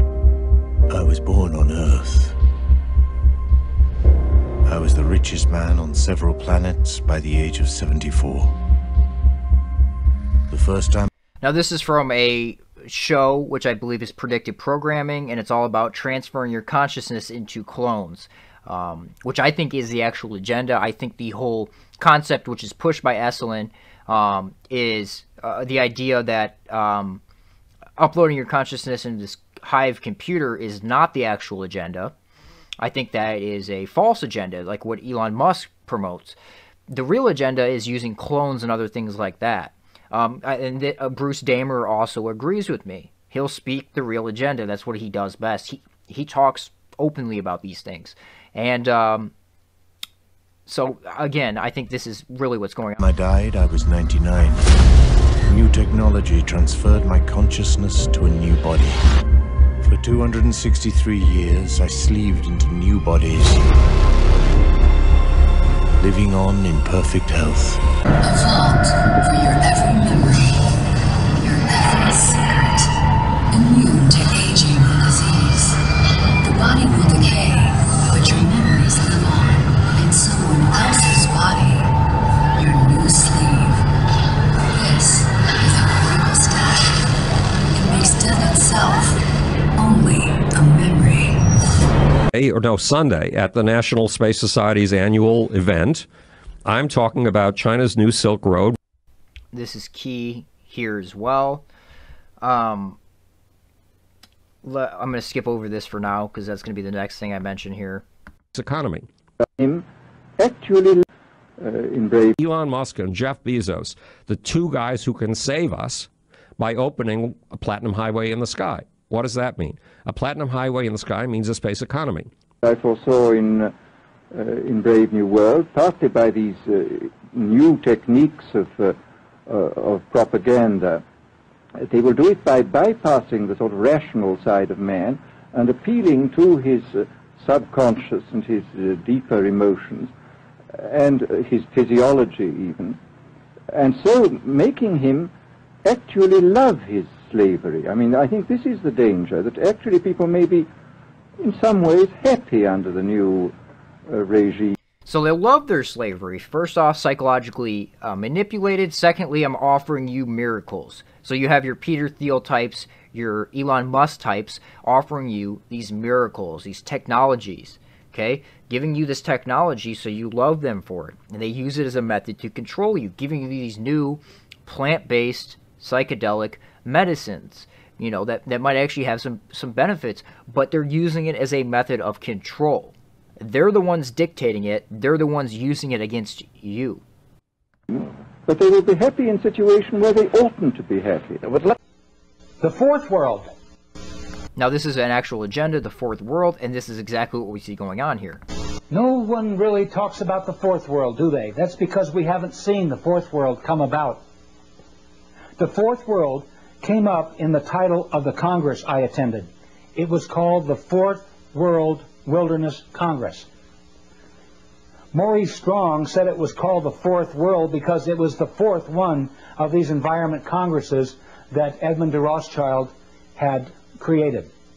I learned later that the world order refers to the coming one world government as the Fourth World.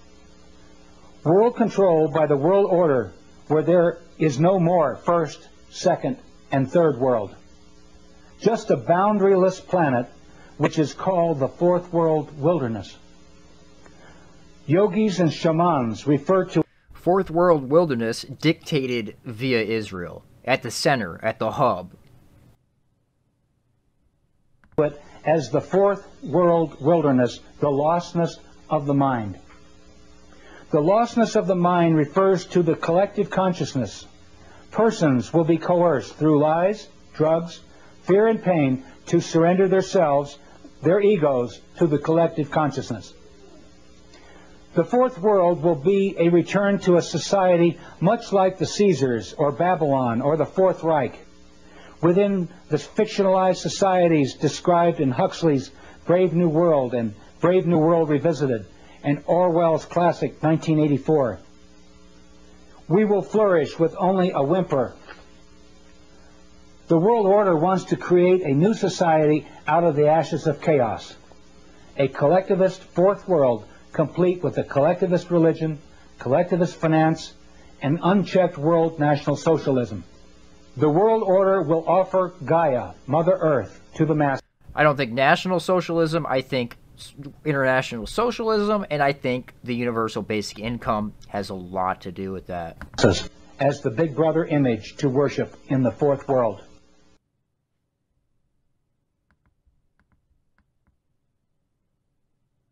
It was with, but you can hang small dose.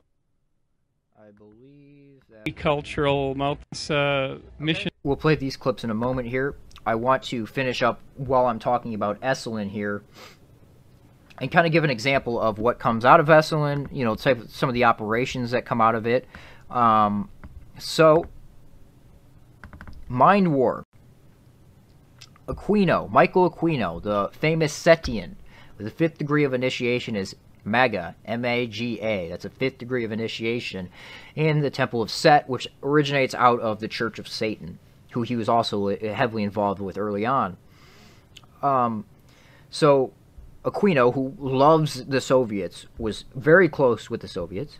So let's read this. Aquino was deeply involved in what has been called the Revolution in Military Affairs, or RMA, the introduction of the most kooky, third-wave, New Age ideas into military long-range planning, which introduced such notions such as information warfare and cyber warfare into the Pentagon's lexicon.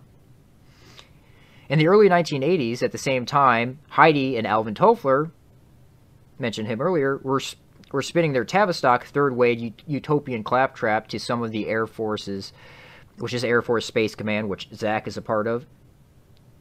Air Force's top brass, Lieutenant Colonel Michael Aquino, who was the first Army space officer, and other U.S. Army Colonel Paul Vallely, who completely supports Israel and supports the idea of Israel dictating the world.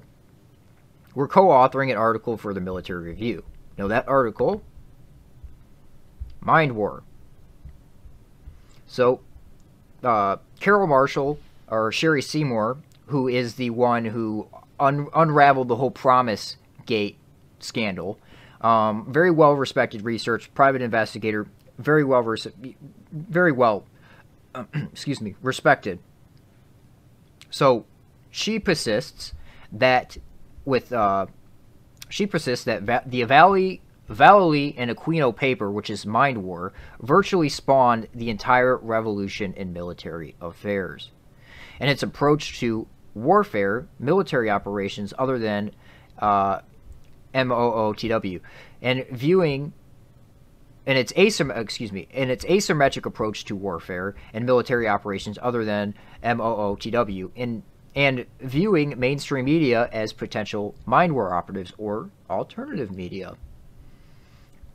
In a follow-up U.S. Air Force Academy study, we learned why warfare must become multi-dimensional. The fifth dimension, information warfare. Information overload, that's the fifth dimension of warfare. So this is from the... Okay, so the spectrum of conflict as portrayed in most readings is single dimension, linear, and continuous. It must be replaced by a multi-dimensional model, perhaps even a non-linear and discontinuous. Topographical mathematicians would call it a manifold, hence the name conflict manifold. Its primary characteristic is multidimensional. Now, the guy who termed the intellectual dark web is a mathematician, and as we see with this Trump media, the nonlinear warfare is completely out of control. Let's listen to this.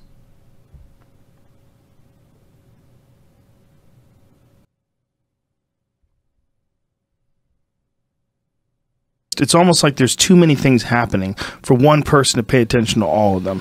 And if you're only focusing informational overload. Yes, exactly. If you're only, but hold on, if you're only information overload, non-linear warfare. So mind war, which originates out of Esalen, according to Michael Aquino. Let me see if I can... Right here. This is where he admits it. He's admitted it a bunch of times, but this is a clip that you should go watch. It comes out of Esalen.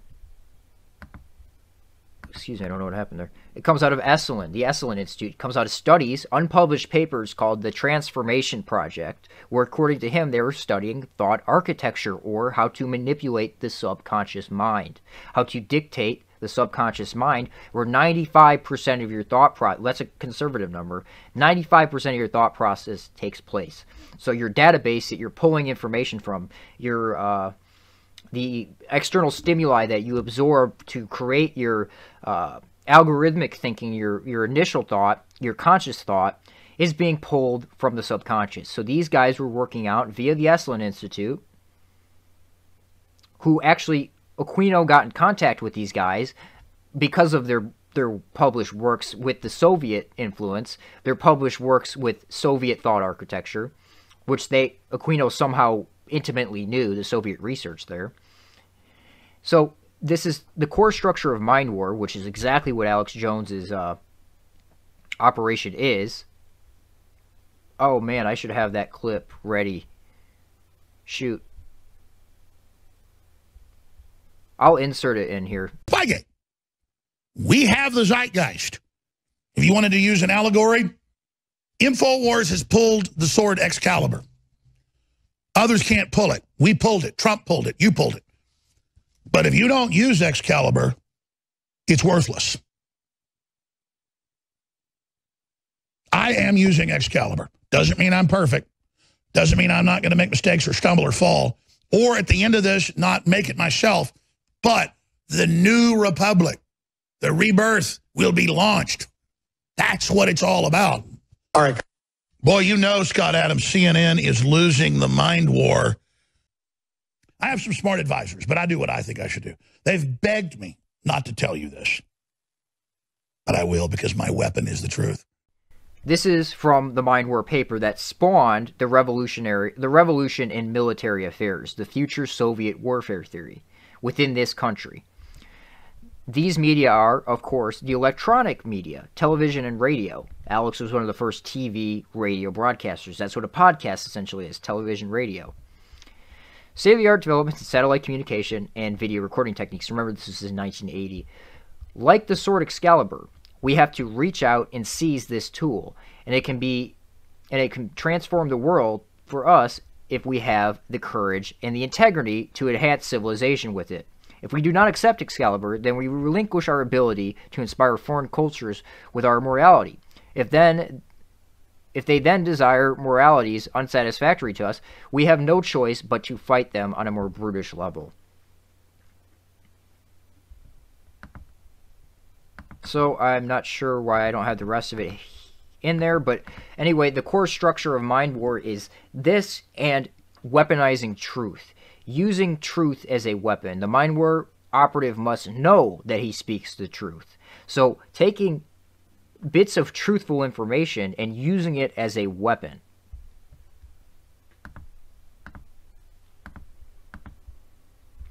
And our boy Bruce Damer knows all about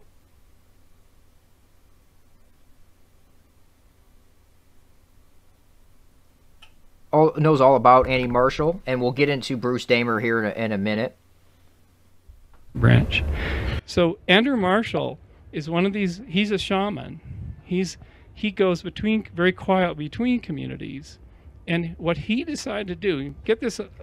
So he's a shaman. Now Andrew Marshall's the guy who initially instated, heavily involved in 9/11 as well. Andrew Marshall is the guy. He was originally appointed under Nixon, and he's the one who took Aquino and Valley's papers and their ideas and everybody else who was promoting it and instated it within this country. It stated the future Soviet warfare theories. Now, in the Project for the New American Century, they say take advantage, post-2001, take advantage of these future Soviet warfare theories. And we've certainly seen that happen. So he calls himself a shaman, code word shamanism. So again, he says he's a shaman. He very quietly goes in between communities. So you could look at like Rogan's podcast. He's essentially a shaman on his podcast where he goes and snakes in between these communities. I do some kind of a practice. It's sort of a kind of global, multicultural, multi-ethnic, multi-technic shamanism. And I've been doing this for about 25 years. And what that is what I call put yourself on the shelf. Get the idea? Yourself is parked on the shelf, and then you dive into another world. And for me, this has been these delightful worlds of Pentagon think tanks, NASA mission design, etc. Okay? So that's Bruce Damer.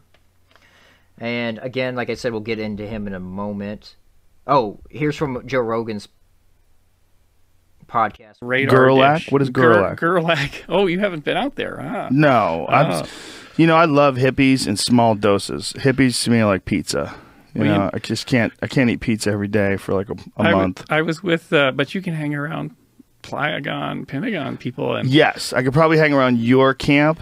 But if I went out there with really dirty people with Sherpas. Sherpas. They brought Sherpas. They're white people. White Sherpas. They're servers for the billionaires in their billionaire camps. Oh, that's too much. And they have walls of motorhomes around. I want to hang out with 100.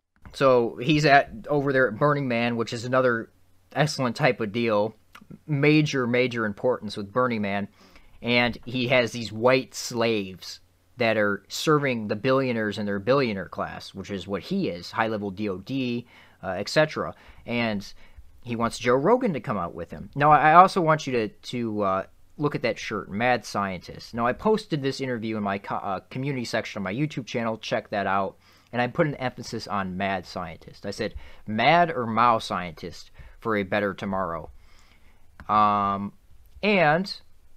And that was long before, a couple weeks before the Joe Rogan podcast with Alex Jones. Let's listen to what Alex had to say. They're making their move right now. Who's they?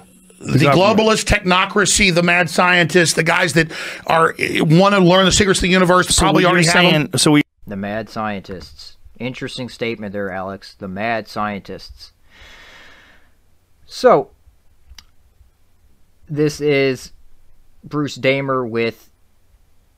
I might as well just get all this out of the way right now. This is Bruce Damer talking to Joe about Dennis. There's only been 2 people ever that Dennis McKenna has recommended for this podcast. You and Josh Wickerham. So that puts you in very lofty company. Yeah. Dennis McKenna recommended Bruce Damer on Joe Rogan's podcast. Interesting. Dennis McKenna, of course, heavily involved in maps and everything we've covered.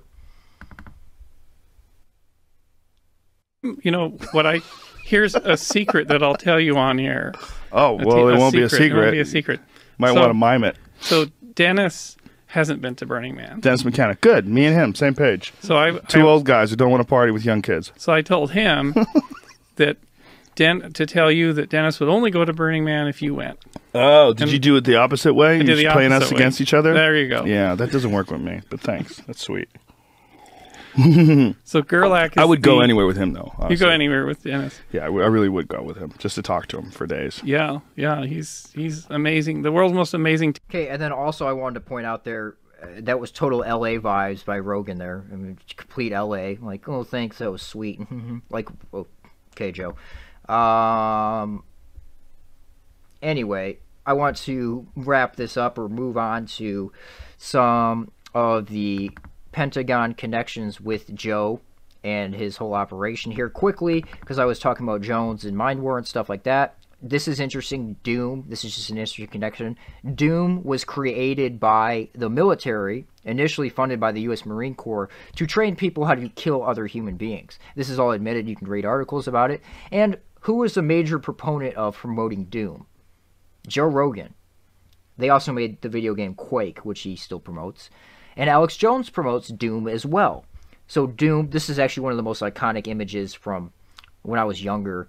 I used to see this picture everywhere, and there's the Doom in the background.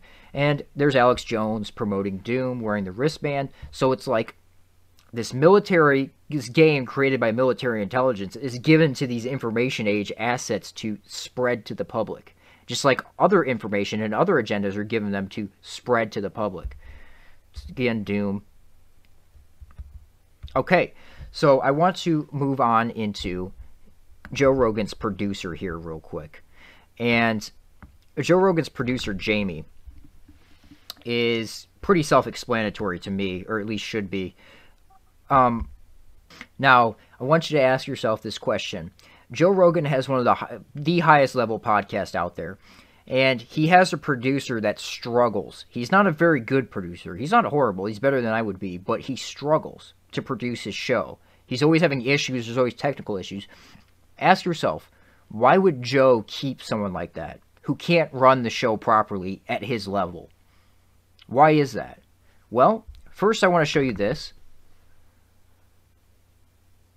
And I've talked to a lot of people in law enforcement, military. So Joe hangs out with a lot of people in law enforcement and military. Now, this is an interesting story Jamie told on the podcast. Yeah, a friend of my dad in the 80s, he was on his way, I believe, to Beirut, and he was being tracked.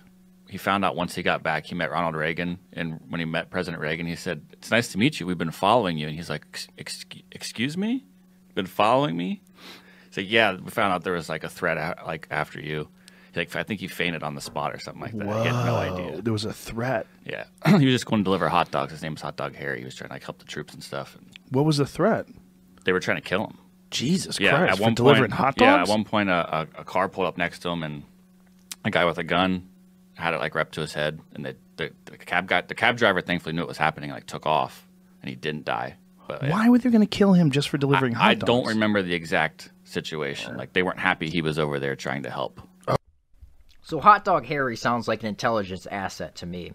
And I think that's exactly what he was. For example, let me do this first. Okay, so you should watch this on your own. I'm not going to play the whole clip here. But Operation America Loves You was where they were delivering hot dogs in Beirut, and Hot Dog Harry was involved there with Jamie's dad, Michael Vernon, who we'll get into here in a minute. So, book says Israel could have prevented 1983 barracks bombing with AM Spybook Pan. Okay, so, or in Lebanon, excuse me, Hot Dog Harry was there a week before this massive casualty of Marines blown up. And Israel could have prevented it. Now, this is the same story over and over again. Israel sets up our American troops to die for their benefit. And you're trying to tell me Hot Dog Harry was there a week before just delivering hot dogs, and people were trying to kill him and everything just for delivering hot dogs? Doesn't make sense. Sounds like an intelligence asset. Sounds like a Mossad asset to me. So, let's go to Hot Dog Harry here. Let me show you Hot Dog Harry first. So let me show you a picture here of Hot Dog Harry, Jamie's dad's friend, best friend. Here he is. And, of course, he's Jewish. And there he is rocking the CCCP, Soviet Union shirt. He also spent time in the Soviet Union as well. And you're trying to tell me he's not a Mossad asset? I mean, give me a break. So this is from Jamie's dad's book about Hot Dog Harry. So he was Barbara Streisand. This is before she was famous.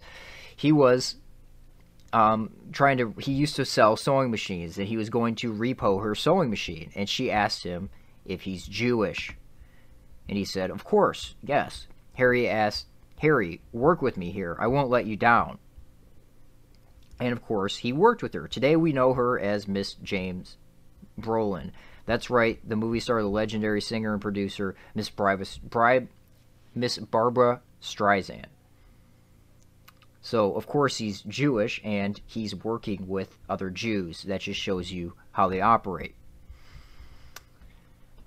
He met famous people like Trumpman Capote and Tennessee Williams when he was younger. A Jewish lawyer could help. Being a good Jew, that's what you do. He helped a Jewish lawyer get out of Havana, who helped him. And this was an interesting quote. Harry's life is blessed to have the right people come into it at just the right times. Now that is because he's Jewish, and that's how it works for Jews. They help each other out. It's that simple. And one more quote from Michael Vernon's book, Jamie's Dad, about Hot Dog Harry. Harry explained when he was delivering a sewing machine to the Rothschilds that his parents used to know them in the old country. So Hot Dog Harry used to deliver things to the Rothschilds' house, and he said his parents used to know the Rothschilds in the old country. Interesting connection, Hot Dog Harry. Interesting connection. So let's just go through some of these pictures. This is from Jamie's dad's Facebook. So just to prove that it's his dad. Military family. Military family. Salute to my class. 1576 Battalion 2, Naz, Pensacola. That's his class. He is Navy. Michael Vernon, his father is Navy. And his base that he came out of specializes in information warfare. That's very interesting. And then Michael went on to create a radio station. There is the radio station. There's Hot Dog Harry. Hot Dog Harry.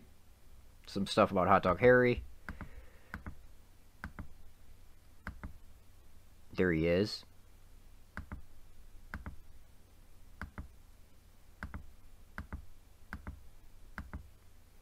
There he is again.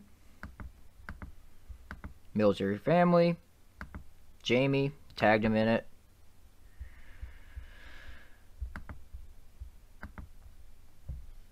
So yeah, you get the idea here. That's who. There he is. There's Jamie and his father. So, my question is, why does Rogan keep Jamie? Why is Jamie still producing the Joe Rogan podcast if he's not that good? Well, it's very simple. He comes from a military family. It's because of his military pedigree. Joe Rogan's podcast is an operation. It's not what you think it is. It's not organic. I had mentioned Bruce Damer before. And this is a very important, interesting connection. Now, this is a book from Howard Bloom, who is one of those intellectual dark web types. He hangs out with the same circles, and he's also involved in the counterculture. He claims that he is the one who actually started it. So let me play this clip real quick in reference to Howard Bloom. This is very important. This is a very important deception that these people are involved in.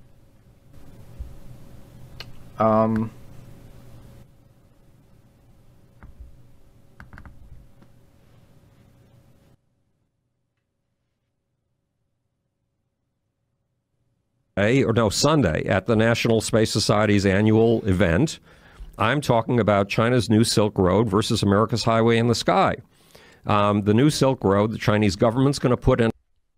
So if you're unaware of the Belt and Road Initiative, the new Silk Road, unfortunately I can't direct you to securing our interest. They used to have a wonderful website full of references and articles that you could really dive into it and understand that Israel, China, and Russia are taking over the trade, and it's going to be dictated from Israel in the center, like the old Clovis map. They're taking it over. The Belt and Road Initiative, and America's nowhere in the picture. So nobody knows about the Belt and Road Initiative except for this guy. And you'll see what he's banking, what his solution for it is, but it's really a scam. It's a pipe dream to take away from us actually doing something to prevent this Belt and Road Initiative by creating a space economy. Okay, so that's like mining asteroids and things that are impossible. I promise you they're impossible. It can't happen. And it never will happen. It's a pipe dream that people are going to dump money into, and that money is going to be taken and funneled into other operations for the bigger plan, the Brave New World. $1 trillion. It's a total of a $20 trillion project. It pulls together something like 66 countries and 3.3 billion people. And I co-founded and chaired something called the Asian Space Technology Summit in Kuala Lumpur last May, just about exactly a year ago. And it was obvious, being in Malaysia, that China has bought Malaysia's heart, that Americans don't count for much anymore, because the Chinese are already spending money. They already own 15 to 20 ports. They own 15 to 20 ports. Piraeus, which is the port of Athens, the city that was the cradle of Western civilization, guess who owns it? The Chinese. And they're upgrading these ports to do things that no port we've ever seen before has been able to do. So because they have a big vision, a really big vision, they're going to dominate the 21st century. Now, what he's leaving out is Israel is the main driver behind all this. And Russia benefits as well. The Soviet Union benefits as well. Was the American century. This is going to be the Chinese century, unless we counter with an equally big vision. And the big visions are not coming from Donald Trump in Washington, D.C., or from senators and congressmen. They are coming from precisely the people you fingered. They're coming from Washington. They're coming from California. They're coming from Elon Musk and Jeff Bezos, the two guys who can save us by opening a platinum highway in the sky. What does that mean? A platinum highway in the sky means a space economy. Okay? To all those who have stimulated and sustained me. And then he includes Bruce Damer. And then, like Timothy Leary's in here somewhere. A lot of the... okay, so Howard Bloom talking on a message board with Bruce Damer. Now, Bruce Damer is the one who introduced Terrence McKenna to virtual reality. He's the one who set up the satellite on Terrence's house in Hawaii, etc. We've been talking about Bruce Damer, the shaman. Okay, so Howard Bloom talking to Bruce Damer about, no, this is Channel 4. Richard Metzger from disinfo.com.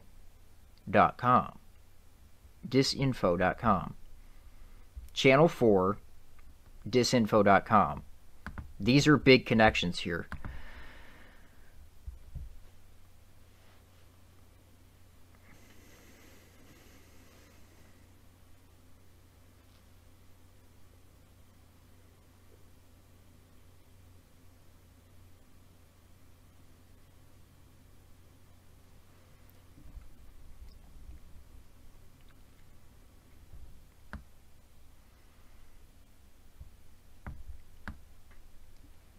So, this is Disinformation, the company. That logo is actually interesting in itself. But let's look at key people here. Matt Staggs. Matt Staggs. Who is that? That's Joe Rogan's producer. Okay? Let's just pull that up real quick. Twitter. Now, here he is. This is Joe Rogan's talent booker, the guy behind the scenes. Okay? There's many guys behind the scenes with Joe Rogan, and this is one of them. And he is a key person with Disinfo, working with Bruce Damer, etc., working with Howard Bloom, Bruce Damer, etc. Channel 4. Now, what do we have under documentary films? Endgame, Blueprint for Global Enslavement. That is Alex Jones's film. Now, that Endgame title he took from Paul Valley, the guy I mentioned before with the future Soviet warfare theories. That was initially coined by him, that Alex Jones took from him. But it's interesting, we see Disinfo working with, right, Joe Rogan's talent booker, the guy behind the scenes, working with Alex Jones. Disinfo working with Alex Jones, as well as Channel 4. Now, Channel 4 worked with John Ronson. John Ronson is the guy who wrote The Men Who Stare at Goats. Now, this is an interesting connection here. John Ronson, so we're just tying this up with some military connections. John Ronson is the guy who Alex Jones snuck into Bohemian Grove with. So John Ronson, working with the BBC at that point, is the guy who snuck into Bohemian Grove with Alex Jones, which kickstarted him.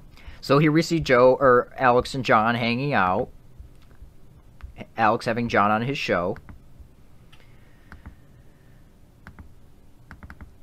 And Joe and John hang out. And Joe has John on his show. Okay, so are we seeing how these networks play in with each other? Now, Alex on his last podcast with Joe was talking about how they were in films 20 years ago together. They were in John Ronson's films for the BBC or Channel 4, right, working with Disinfo. Interesting name, right? And then you can go double check Matt Staggs. You can pull up his podcast for Disinfo. He's very interested in concussions, just like Joe is. Very interested in that. You know, I think he'd be interested in my story. You know, if he was somehow able to understand my history, I think he'd be very interested in my life story. But anyway, these two work together, and The Men Who Stare at Goats. Stubblebine thought that with enough practice he could learn to walk through walls. With a brief encouragement by Lieutenant Colonel Jim Shannon, a Vietnam vet whose post-war experiences at such new age meccas as the Esalen Institute in Big Sur led him to found the 1st Earth Battalion Warrior Monks and Jedi Knights.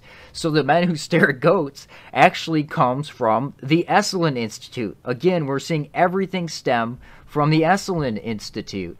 And then, of course, Alex Jones has Stubblebine on, because these are the kind of operations. What they really are spyware operations. And this is an old email I had. Let me read this to you. Because The Men Who Stare at Goats, it's a smokescreen is what it really is. Here we see John Ronson, The Men Who Stare at Goats. That is a smokescreen, okay? It has nothing to do with army guys staring at goats to try to kill them. It's all about subconscious research. So, okay, so I quoted from a website. The Men Who Stare at Goats actually demonstrates this by briefly referencing MKUltra as if it were shut down when the real program is demonstrated at the end of the film, where Kevin Spacey character is involved in private psyops through explicit cultural creation. So it's a shift. What we're seeing is a shift. So I say this is one of my favorite examples to use because it shows what force-fed programs ultimately end up becoming. Regardless of what you think about their origins, I personally think the, quote, staring at goats narrative is a cover, not a major project. The major projects were never ended. If you study Aquino, one of his favorite tactics is deflection. Example, it happened but not like you think it did. It was really about staring at goats to see if you could kill them, not about thought architecture and mind control research. He would use this tactic by publishing papers via the Stanford Tavistock Institute. He would publish papers discrediting narratives like Stereo Goats or like the Stargate stuff, which ties in with all that. He would publish papers via Stanford, which is Tavistock, doing psychological research to deflect from the real programs that were going on. Say they're studying trickery, illusions, and ultimately how to deceive the human subconscious, mind/subconscious. Aquino says they're studying stage magic and spoon bending, which are often real, poorly funded programs, but they're only in place for cover, for a smokescreen. You really think the U.S. Army is going to dump funding into spoon bending, to a spoon bending program for practical use? Of course not. They're cover stories. So there's a lot more information about these networks. I could continue to go on and on and on for hours, and I will in future videos, but I just wanted to get some of this information out there. In future videos, I'm going to be talking about the intellectual dark web, which ties into all this, the culture they're pushing, like I said, the rising centrist movement, the Brave New World, that I'm going to continue to focus on, continue to put this out there because it's such a deception that needs to be highlighted. Not many people are aware of it. Not many people are in full understanding of it. So with that, I'll say goodbye and good luck.